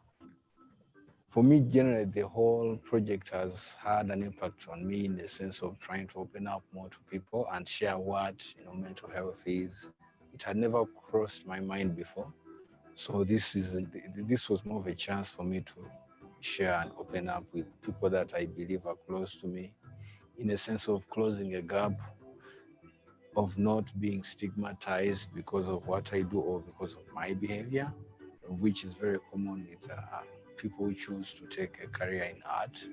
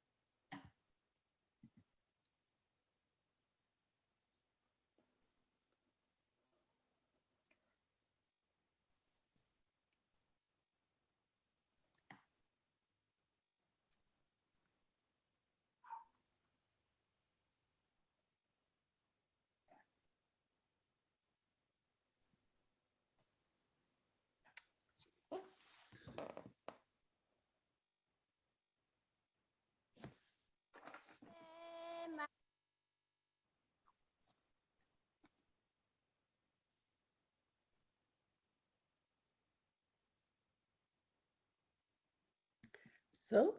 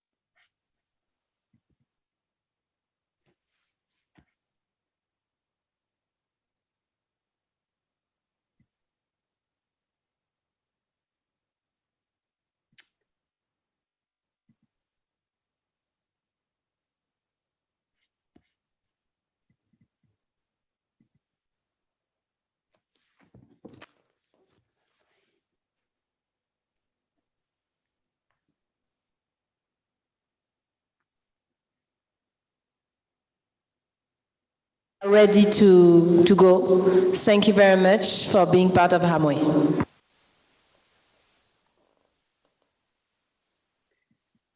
So I miss a part of what was just said, but I guess that Jill, you are online. I'm here, yes, hello. Yes, hello. What was just said, but I guess that Jill, you are online. I'm here, yes, hello. Yes, hello. What was just said, but I guess that Jill, you are online. I'm here, yes, hello.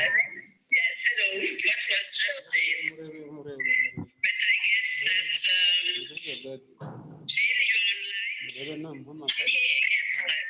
Yes, hello. What was just said, but I guess that I think I have to fix this problem so that we can start our session. So, dear participants, problem so that we can start our session. So, dear participants, problem so that we can start our session. So, dear participants, problem so that we can start our session.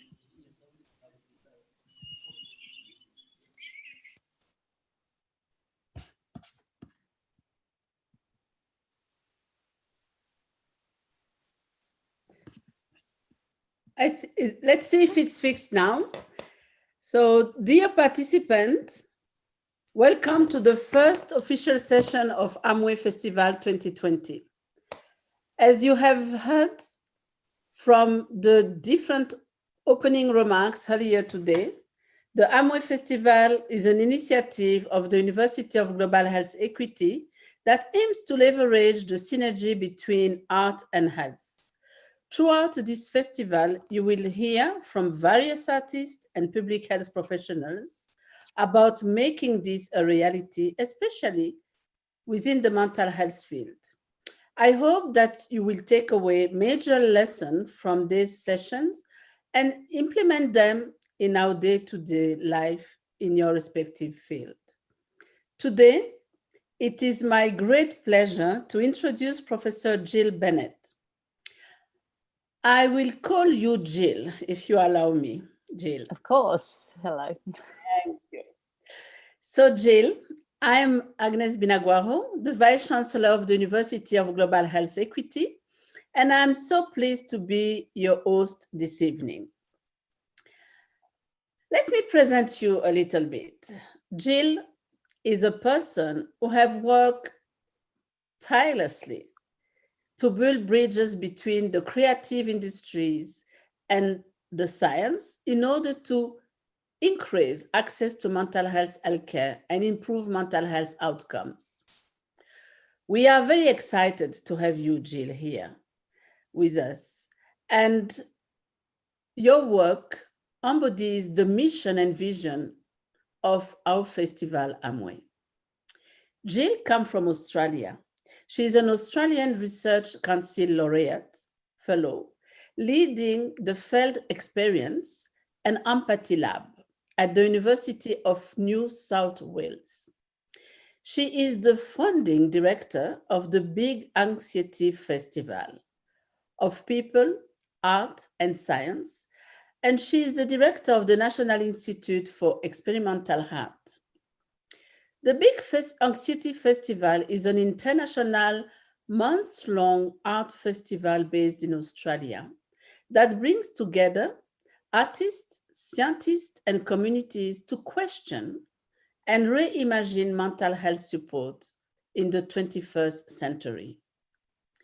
Jill and her team started this festival to bring together the science and creative art to provide support to mental health patients after realizing that we don't do this in a systematic way. The Big Anxiety Festival used various methods ranging from immersive and interactive environments, such as the Empathy Clinic, through which individuals are exposed to artwork of challenging life experience so that they can step into the artist's shoes.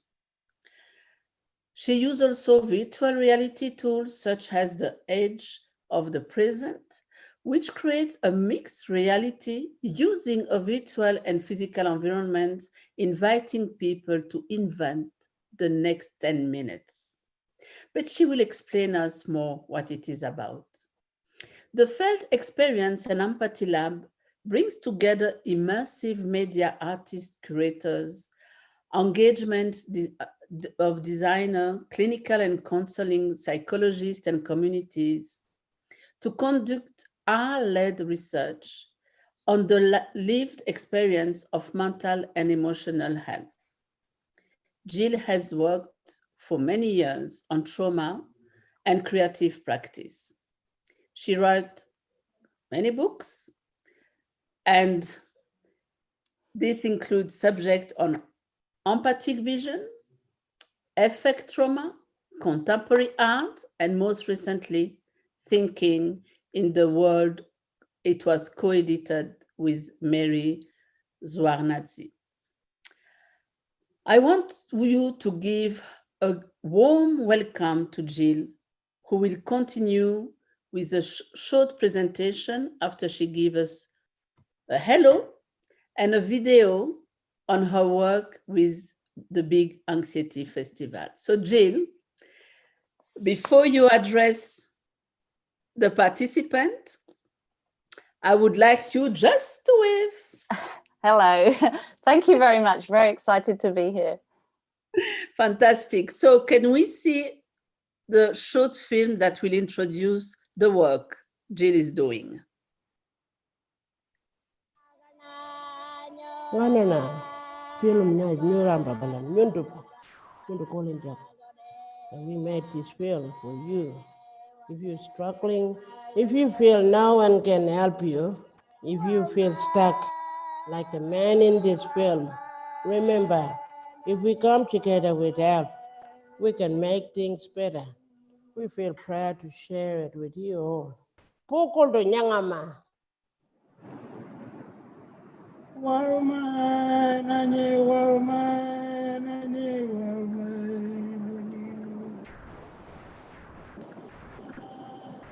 Wande magana yurala dogo dogo na bure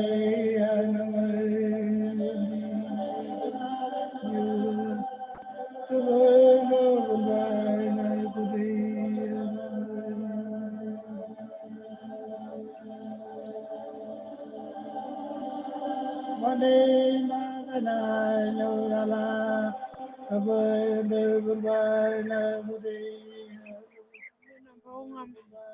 Wanyo joko na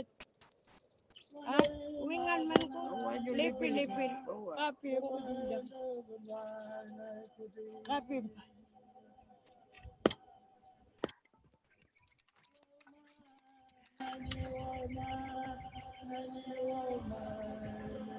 Wala kapi na maungan joko wanyo lirik oron jako Ale ngora nyara no da mapi urka ngule wanyo kare na mo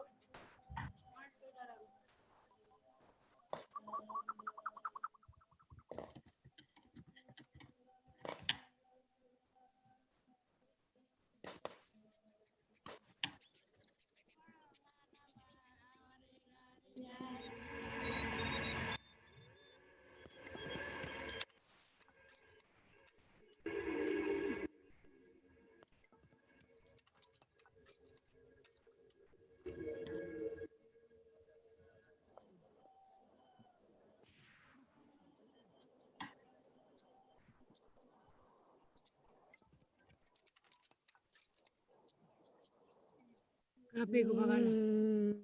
Kapi jikin tiga bagala. Alia.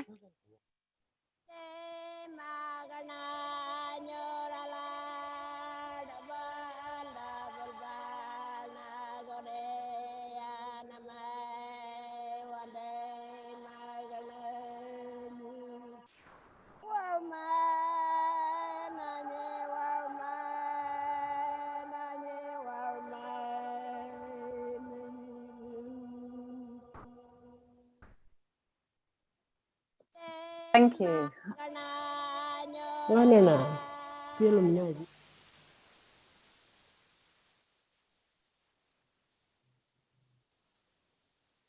So that was actually an excerpt from a virtual reality film, which is why there's that slightly odd kind of aspect to it.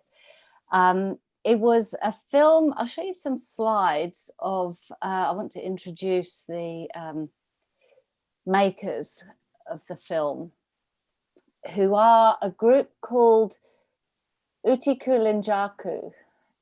They live in the central desert of Australia in remote communities across quite a vast area of the desert. So they're Ananu people from what we call the MPY lands, which crosses the 3 states in the central desert. And they are a group of artists. So they paint and they weave and are engaged in a lot of traditional art forms. They're also Ngangkari, traditional healers. And Utikulinjaku itself is a group they formed to address mental health issues within those communities. And the work you've just seen was one that they made with us last year for the Big Anxiety, and specifically with my lab, which Agnes mentioned, is called the Felt Experience and Empathy Lab. And in that lab, we specialize in researching and communicating lived experience. And so we use a lot of immersive media because it gives you that really experiential first-person perspective. And so the idea of this work, it's a traditional story about a hunter, a man who gets trapped in a log. So he's out hunting, he trips over and falls into a log. But what they wanted to do was to bring out the sort of more complex psychological dimensions of this story. And so what we ended up doing, what you saw a glimpse of, is the way that the film was made was to shoot in 360 degrees, but also you're actually in a kind of a simulated log. So it's scanned bark. And when you view it on a 3D virtual reality headset, very much gives the sense of being trapped in this log. So you can just put out your hands and yeah, have this sense that you're in this sort of cylindrical log. And the idea of that was that you can see that that's the women at our conference last year, and they are presenting their perspective on this work. And you can see there that they describe their work as using these traditional stories to address cycles of trauma, substance abuse, and the associated mental health challenges. And those include very disturbing rates of youth suicide, quite young kids suiciding. So these are in remote communities that are really, you know, have inherited these cycles of trauma from going back to the violence of colonization, then compounded by levels of poverty and insufficient sort of health resources. So Utikulinjaku are really about bringing together the traditional methods of the Ngangkari and modern sort of mental health insights. But they want to do that in this way that really uses these kind of cultural resources. So the aim of this work was to provide a very direct representation of what they'd say is the experience of depression and entrapment and alienation. So literally you're in this log, and what you feel is that experience of being contained. You see your community, your loved ones, they're searching for you, they can't reach you. You want to reach out and connect with them, but you can't. And that induces all of this depression and guilt. So it's a very powerful sort of first person perspective. And the idea of that is that rather than labeling stuff with, you know, the experiences with clinical terms that don't translate that well or have any immediate meaning, you can use this representation, especially with young people, you know, young men who are really suffering, but don't necessarily connect with, you know, traditional mental health resources. You know, you can just start a conversation about what it is to be trapped in that body and, you know, often to be literally incarcerated as well. So this work, the importance of this work is that it was made, you hear that it's in traditional language, it was actually made so it can be viewed on the headsets in remote communities, and it's gone into about 12 remote communities. So that, for us, that direct sort of translation is a really important aspect of what we do in the festival. But we also exhibit the work. You can see there, bottom right, that's how we exhibited the work last year in our Sydney exhibition. So there's always this kind of wider external dialogue that enables a broad range of communities to connect with the work. And what you see there is we built a simulated log. So actually when you're in this experience, you can kind of put out your hands and get the dimension of the log in real space. And that is next to it, that's a weaving that the same women made of the same story. That's the part of their traditional practice. So this is our, these images are from the main exhibition from the Big Anxiety in 2019, the theme of which was empathy. And this was the Empathy Clinic, which had a number of these kinds of work. It's very multi-art form, not just immersive, but is a technique that we use quite a lot to enable sort of communication of direct feelings, but also the perspective shifting that's necessary to sort of understand other people's experience. And you see there's an online app that we made, Course of Empathy, which you can still access online. And that is a tool that actually is designed to enhance empathy skills, but often using these arts-based resources. So that's out there if anyone wants to access it. But the idea of the Empathy Clinic was, it was an art show, but the provocation was, well, you can actually be transformed in this experience. You know, there are skills and perspectives that you can gain if you sort of open yourself to this transaction. So that's very much how we position the festival, as using these creative resources to effect change on the ground. And I'll show you just a few shots, because we're going to engage in a longer conversation, but just to give you an idea of the sort of look and feel of the work we do. So as Agnes said, the Big Anxiety has this tagline, people, art, science. It's very people-led. But the idea is that we work in these collaborations so that people, communities can actually use arts and insights from science in productive ways. So just a couple of projects. The one on the bottom there is work we did with a group of women who are survivors of institutional abuse at a girls' home just in the west of Sydney. And that was also an immersive film. It's a journey through this site where the institutional abuse occurred years ago. But it's very much led by the survivors. And so that is, I can talk a bit about how we do these projects, but the process in itself is quite therapeutic in terms of ensuring the agency and empowering the survivors themselves. And it's also, of course, a communications tool for brokering dialogue. And then the one on the right, Agnes also mentioned, is Edge of the Present. And this is a project that started with a group of young male survivors of suicide attempts. But it's quite interesting and surprising in its form, because if you were to encounter this, you wouldn't have any sense that it had to do with suicide prevention. It's a mixed reality environment. So you see that very plain room there. You put on the headset and you see a facsimile of that room.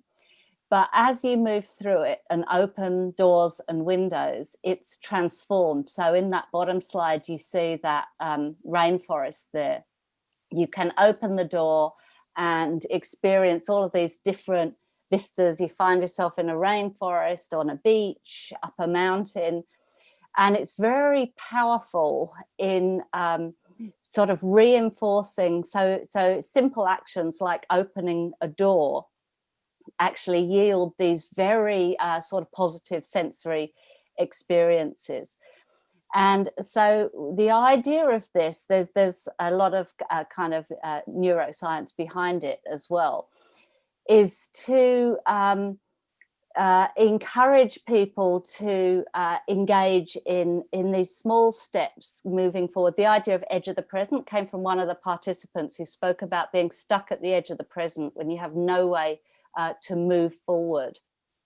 And this was about thinking about small steps and rewarding those. And actually, to cut the story short, we have a lot of data from this work that shows it does increase people's sense of hopefulness, and it transforms mood. So we now, actually, this is funded as a suicide prevention intervention. So it's a new kind of tool that can be used as part of the suite of things available to people on the sort of cultural front as an intervention. And just one more thing I'll show you. So I'm sort of stressing the kind of high-tech media. I should say that the Big Anxiety is a multi-art form festival.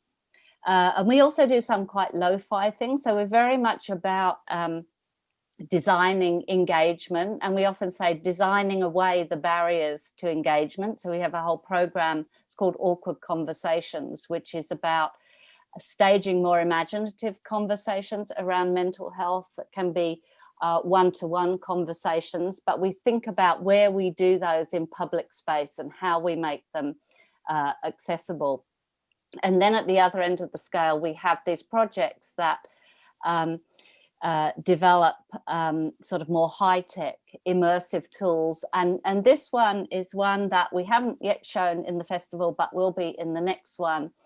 And it's a virtual space for it's sort of body mapping meets some techniques from somatic therapies. And essentially, if you've ever done sort of regular body mapping, you know, where you draw around your body and sort of map feelings and trauma and anxiety onto this image, it's a little bit like that, but you're working with this 3D body that you can interact with and pose and go inside. So it is a very immediate experience of thinking about what's going on internally. So we use it for sort of programs to do with emotion regulation and anxiety and trauma, where people feel you know, the effects in their body and in terms of their sort of nervous system. So it's a way of visualizing that and intervening. But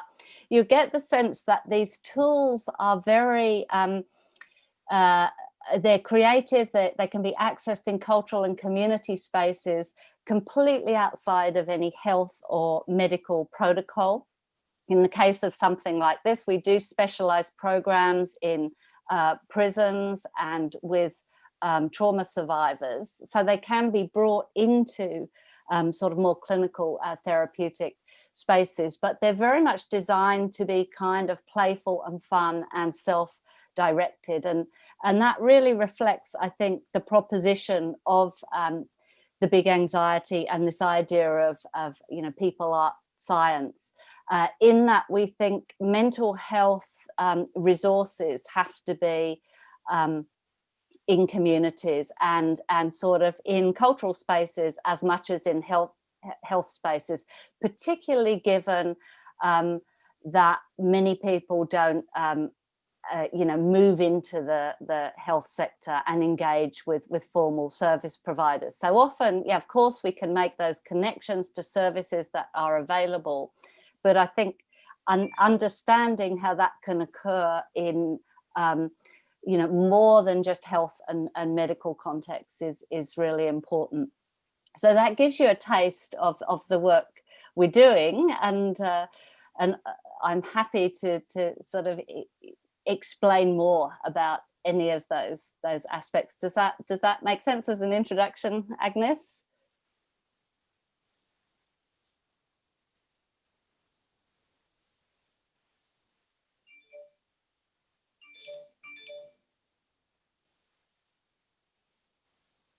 Sorry, I was on mute. You know, the classic.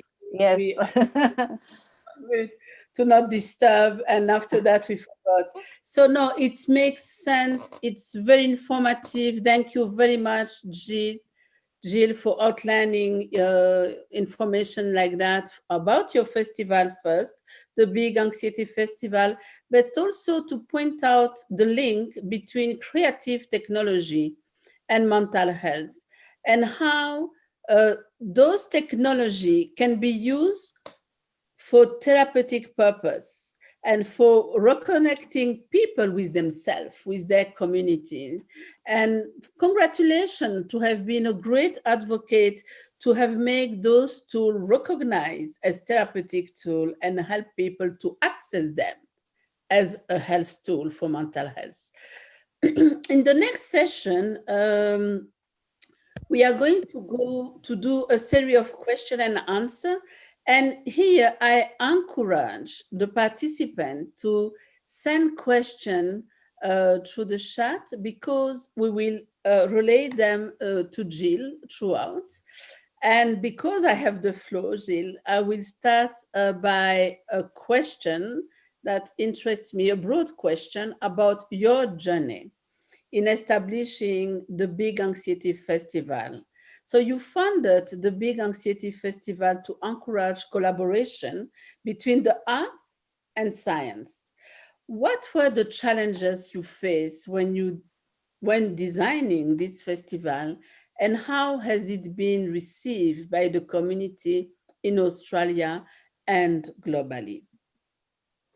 So the biggest challenge was probably the degree to which mental health and the arts are quite siloed in Australia, and I think everywhere. So mental health science and medicine more generally, as you know, tends to be quite top down. So it connects with lived experience and communities, but not always in a productive way. Whereas the arts is very sort of unfettered. We don't sort of conform to labels, diagnostic labels and scientific categories, because, we don't need to. So we can be much more open in our thinking. And I think in mental health, obviously in medicine, that's not always useful, but certainly in mental health, where, a lot of the, inherent problems of mental health have to do with disconnection, disaffection, marginalization, and the failure to include people, especially when we look at all the social determinants of mental health. So listening to people and understanding experience is absolutely fundamental. And so we think that the arts are critical to that, because they give people, not because we impose an arts perspective, but because the arts provide tools for people and communities to express experience. And, that experience can be expressed sort of metaphorically through stories like The Man in the Log's a good example, or wordlessly. And as we know with trauma, that's important, because there aren't words, and diagnostic categories often don't speak to people's experience and can be quite alienating. So we believe that the arts brings that rich communications and engagement piece that's so valuable. And a lot of the time we do focus on people who don't seek or find formal help, or people who haven't been able to find help that really works for them. And I think, again, this is a kind of global issue. We can say that in certain places mental health services are available, and there may be good mental health services, although they aren't everywhere. But having access to the levels of support you need is really quite rare, because everywhere it's expensive and out of the reach of many people, and mental health is a 24/7 proposition anyway. So having resources in the cultural community sphere that are easy to access, I think is really critical. So we just thought, bring these dimensions all together and create a framework for doing that. So it does work, but it's hard because often people aren't used to working together in that way. That's true. And thank you for sharing those challenges. And it's important, as other organizations can learn from this experience. You are a pioneer. The second question also aims to understand the organization aspect of the festival. Much like Hamwe Festival is an initiative of the University of Global Health Equity, so the Big Anxiety Festival is an initiative of the University of New South Wales. How do you find the importance of such a festival being an initiative of an university, considering that, as the Honorable Minister of Youth has reminded us during the opening ceremony, that mental health is a pressing issue for young people? Yeah, I think it gives us a huge advantage, given that, I mean, it would be lovely to find the resources to support work that comes from community, across a wide range of organizations and areas. But it's very difficult to do that when people aren't used to funding arts health from either a health angle or an arts angle. So what we were able to do with the university is to say, well, we're doing the research as we go. We're kind of inventing resources and we're testing them. It's sort of we can get this stuff out to communities and wide audiences as we make it. So we can do this kind of iterative development. So it's very different to the process in the health sector, where you might do RCTs and sort of formal trials of something. You don't need to do a formal trial of a virtual reality resource, as long as we come from a trauma-informed perspective, and we're presenting something that is engaging and kind of fun for people to deal with. We can engage people as we go along, and of course we operate with a kind of a co-design model, and we engage people in workshops to develop these things. So they tend to work because people are inventing them themselves. So at the very least, they're kind of engaging and sort of enjoyable activities. And I think that's really key in itself, that they don't look like medical interventions. And so, yeah, it really enables us to work in a new way and to be quite experimental, rather than say, oh, this is a completely finished work. This is an idea, we're testing it, we're bringing together artists and scientists and in a community-led project in a new way. So so we hope that it actually provides new ways for young people and students to think and work as well. Absolutely, and it's also shown the importance of community in the mental health issues one can have. There is a question here about the tools you use in your festival. Using innovative ways to convey an awareness of global health issue is in line with the mission you have and we have at Hamwe as well. What has influenced you and your team to incorporate virtual reality and other creative technology into the festival? What is the little story behind this big idea? Yeah, I think really because in my research lab, we have really pushed this idea of how we communicate experience directly. And so virtual reality is a good medium for that. It's also, as you saw with that example of Man in the Log, we can get it out to remote communities. You just need a headset, which is, you know, obviously it's not ubiquitous, but it is accessible and it's very transportable, more than certain other art forms.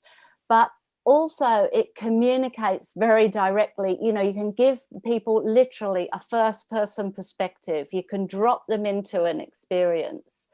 And there is a bit of romance around virtual reality. You know, people say it's the ultimate empathy machine.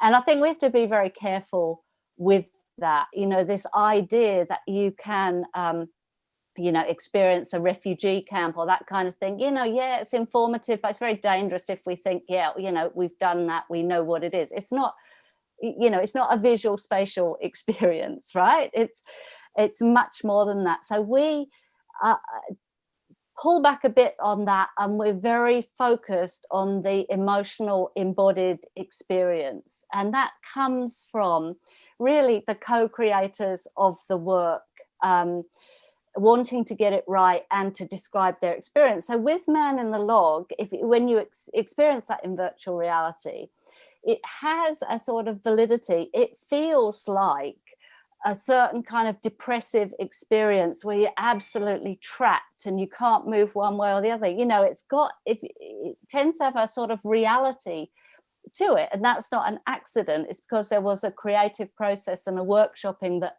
is very bottom up. It came from experience. And we've done others, similar works with disability.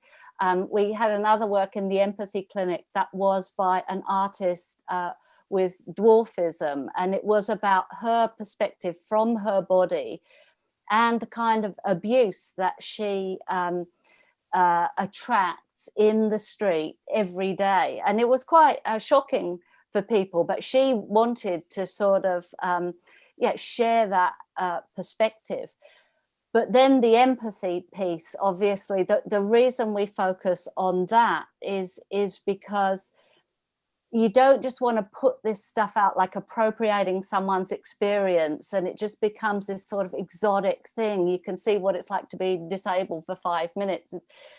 It's important to frame this in a way that, you know, we really think about what we're enabling. And so for people to actually sit alongside and not feel they know all the answers already, but to engage in a kind of a deep listening empathic process, that requires some skills. It requires us to sort of quieten down and open up in a way that we don't usually. We make snap judgments. So partly designing those interactions that go a little bit further than just stigma reduction by providing information. It's by providing experience. So that was really what led us to use that technology in particular, because it is very experiential. And we're thinking very much about this bottom-up conveying experience. Yes, and as I get you well, Jill, it needs a very serious balance about the experience you get through the virtual reality and the no confusion with the reality. Exactly, so, yeah. It is very, very interesting. Thank you for outlining that. There is a question here of some who want to know more. I want to remind the participants that they can send their question through Zoom, through Instagram, or to Twitter. And the question that will not be able to be answered here, I committed to send them to Jill and to make the answer public through the platform Ask Professor Agnes, which is a Twitter and Instagram and Facebook platform. So the question here, I'll come back to that, is could you explain more the way the big anxiety is combating injustice and discrimination, especially during the pandemic, when many social determinants have been exacerbated? Yeah. Yeah, that's a tricky one. I mean, essentially, we always try to remain true to this experience-led perspective. And if you do that, you know, often we're looking at the difficulties around communication. So, you know, if people are silent, you know, their voices aren't heard, or, you know, often we think about the communication format. Not everyone, it's all right saying you give people voice and a platform, but there's always a kind of an implicit bias in the way that, you know, conversations are organized, and they often reward people who have, you know, a particular skill set. So we always look at diversifying the platform, essentially, and yeah, thinking about how to be more inclusive. And inclusive is probably the wrong word, because it's not about bringing people all into the same platform. It's about, okay, where do we need to go? Do we need to go to the central desert and find a technology that enables people to articulate an experience in a wordless way, because they don't want to sit around talking about their feelings with us, you know? So things like that.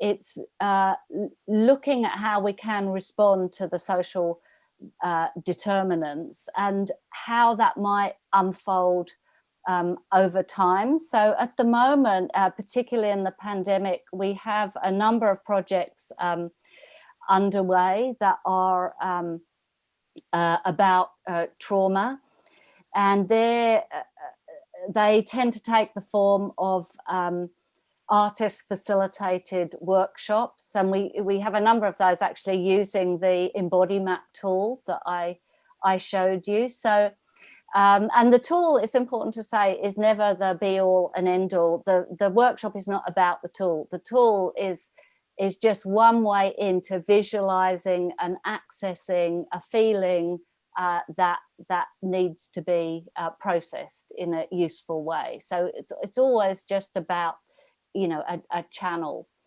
Yeah, so I think at the moment, yeah, we are just trying to be responsive, and also understanding that, yeah, we need to change the way we do things, and sort of attune to the moment a bit, and yeah, just really create channels for listening to people. So I'll be in a better position to answer that next year when we see the work that comes through these kind of workshops. But yeah, in a nutshell, I would just say you go ground up, and more than ever, as these sort of pressures grow, we need to do that even more, rather than come in with the solution that it's never one thing fits all. So we don't repeat, we do this kind of iterative testing and hopefully improving. And it's a very, very simple way to just explain a very complex thing, that science is generated by the communities. Yes, and yeah. I love that. Really, you to put again, to give agency to the people, and distancing ourselves from this expertise of the people who come and give you a solution without necessarily understanding all the dimension of the issue you are facing. Yeah, and so I think to embed that, I mean, in terms of a response to trauma, recognizing agency and creating a safe space where that agency can be enacted, that in a nutshell is therapeutic and aids the processing of trauma. And so, yeah, attending to how we design the potential for that, I think is really critical. And you can do that. That's a design proposition, I think, and there's a lot of rich work that we can do in the cultural sector to support that process. Yeah. So Gilles, you talk about your work is based on co-designing bottom-up. There is here a question that will help us to understand even better. Can you elaborate further on why this approach is important to reach vulnerable communities and communities that don't actively seek support? Yeah, I think, you know, to me, the fact that, and it's the same in Australia, you know, the majority of people we imagine to have mental health concerns aren't seeking or finding formal support. And so that suggests that mental health has a challenge around communications and engagement. So it's no good doing this top-down messaging. You know, ultimately, of course, we can connect people to available services, but even before that, I think that we have to understand better what's going on with people. We have to understand people's experiences and needs. And they, you know, may be served ultimately by clinical interventions, or they may not, because of the range of social determinants and because of the impact of trauma. You know, this process of enabling agency and self-determination and reflection and sort of enabling people to just understand a process. You know, if you are experiencing anxiety, depression, or you know, a complex range of emotions, having the capacity to reflect and, you know, often visualize and find a language to describe what's going on. I mean, it's kind of a luxury, but that is the underpinning of therapy of any kind. So I think, you know, just kind of providing tools in many varied ways and thinking about how we can embed those in cultural community spaces, learning spaces. So we sort of break down this barrier between the formal and informal support. I think that's really essential. Yes, especially because you give the opportunity of to people who doesn't have the opportunity ordinarily to express themselves, to create and to co-design the tool that will help them to express. Is it? Yeah, absolutely. And that's why I think that the Man and the Log is a really nice example, because you know, it takes a traditional story. I mean, that's really the genius of the Ngangkari women, is that they understand that the stories are there, but it's enabling people to have the luxury of just thinking and reflecting and seeing their feelings validated.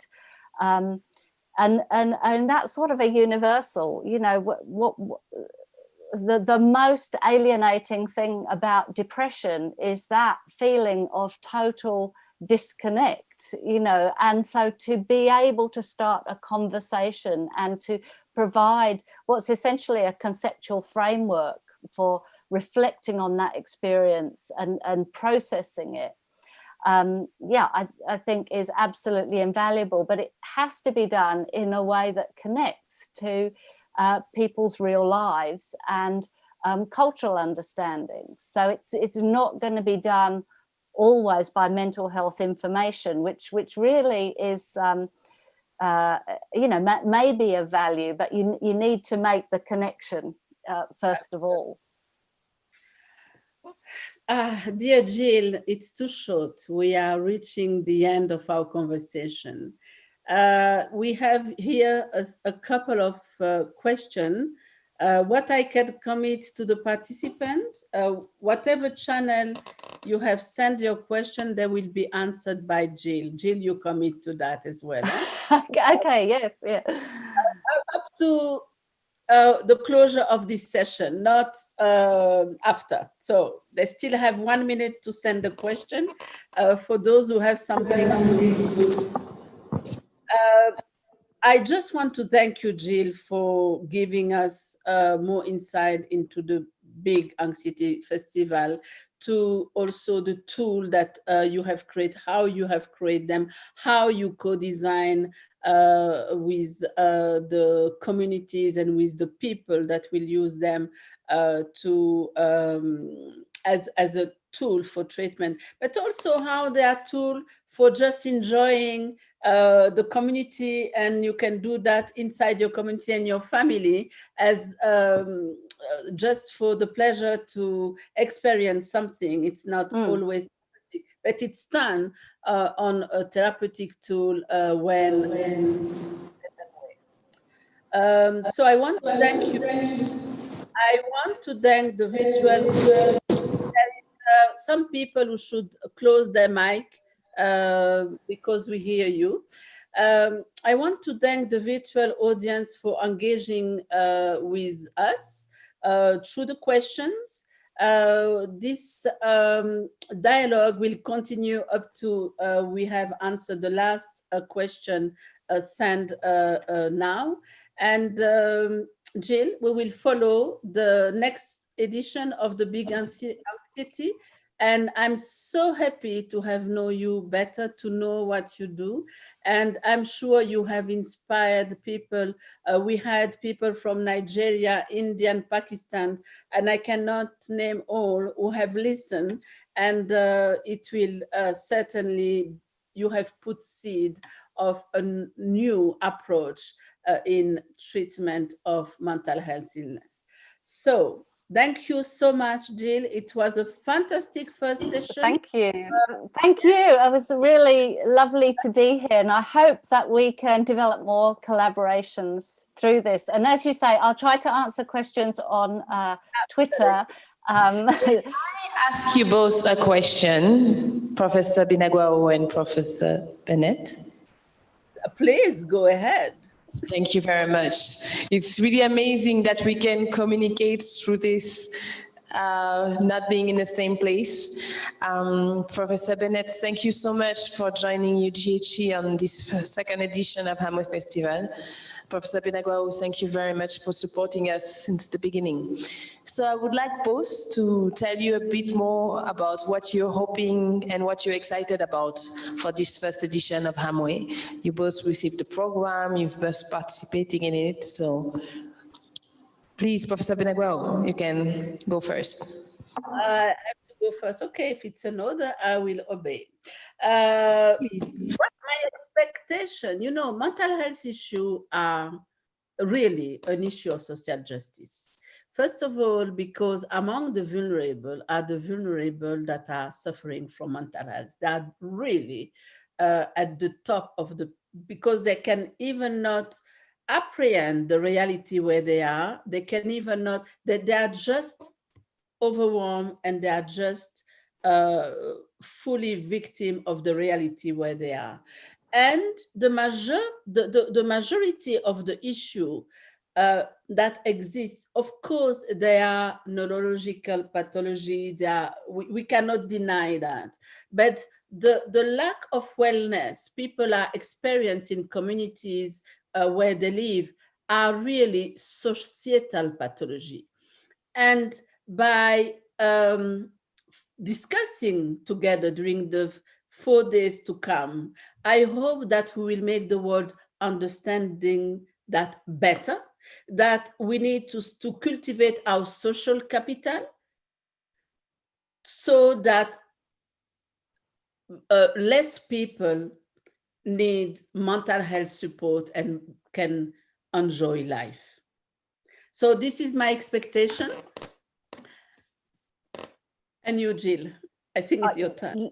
I was very excited looking at the program to see how you'd brought together so many people. And I think there's a real potential understanding building of how we can move a bit faster and be a bit smarter in the way that we collaborate at a time when, you know, no one has any money. You know, I've done some projects for which I've managed to get some funding, but it remains hard, and not everything can be, you know, a huge expensive project. What we need to do is to take what we've got and make connections and think about how we can move stuff around the world and extend this conversation, but really make it work in this bottom-up way. So it's certainly not about just these off-the-shelf solutions, but it's about how we can take something and make it work in different contexts. And I see a real willingness to do that just in the way that you've opened up this amazing network and got so many people together. So yeah, it's very exciting to be part of it. And also, Gilles, and in Jongé, there are so many wonderful initiatives across the world that we don't capture and put them together around 5 days of reflection is the best gift that we can give to the mental health healers family. Thank you both so much. Really, really appreciate it. This session was really interesting, the interaction between the two of you. Jill, thank you so much for telling us about the big anxiety. It was really fascinating. I want to remind our audience that we'll be on YouTube, we will be on Zoom, we will be on Twitter and on Facebook during the next 4 days. So we're closing for today. A lot have been said. You can have the opportunity to review the sessions if there are some things that you want to go back on. So we are at Hamwe Festival 2nd edition 2020, and we're closing the 3rd day. Thank you very much. Thank you, Jill. Thank you. It was really interesting conversation. So, that was lovely, yeah. Yes, congratulations to the team who's put all this together, really. Indeed, congratulations to all the contributions from UGHE, from other, I want to say a word about our partners, our partner Wellcome Trust, our partner the French Embassy in Rwanda and the French Institute, Hangout, Positive Production, and all the people that have made this possible. Have a good night and a good day for you, Jill. Good day, Jill. Bye-bye, everybody. Bye.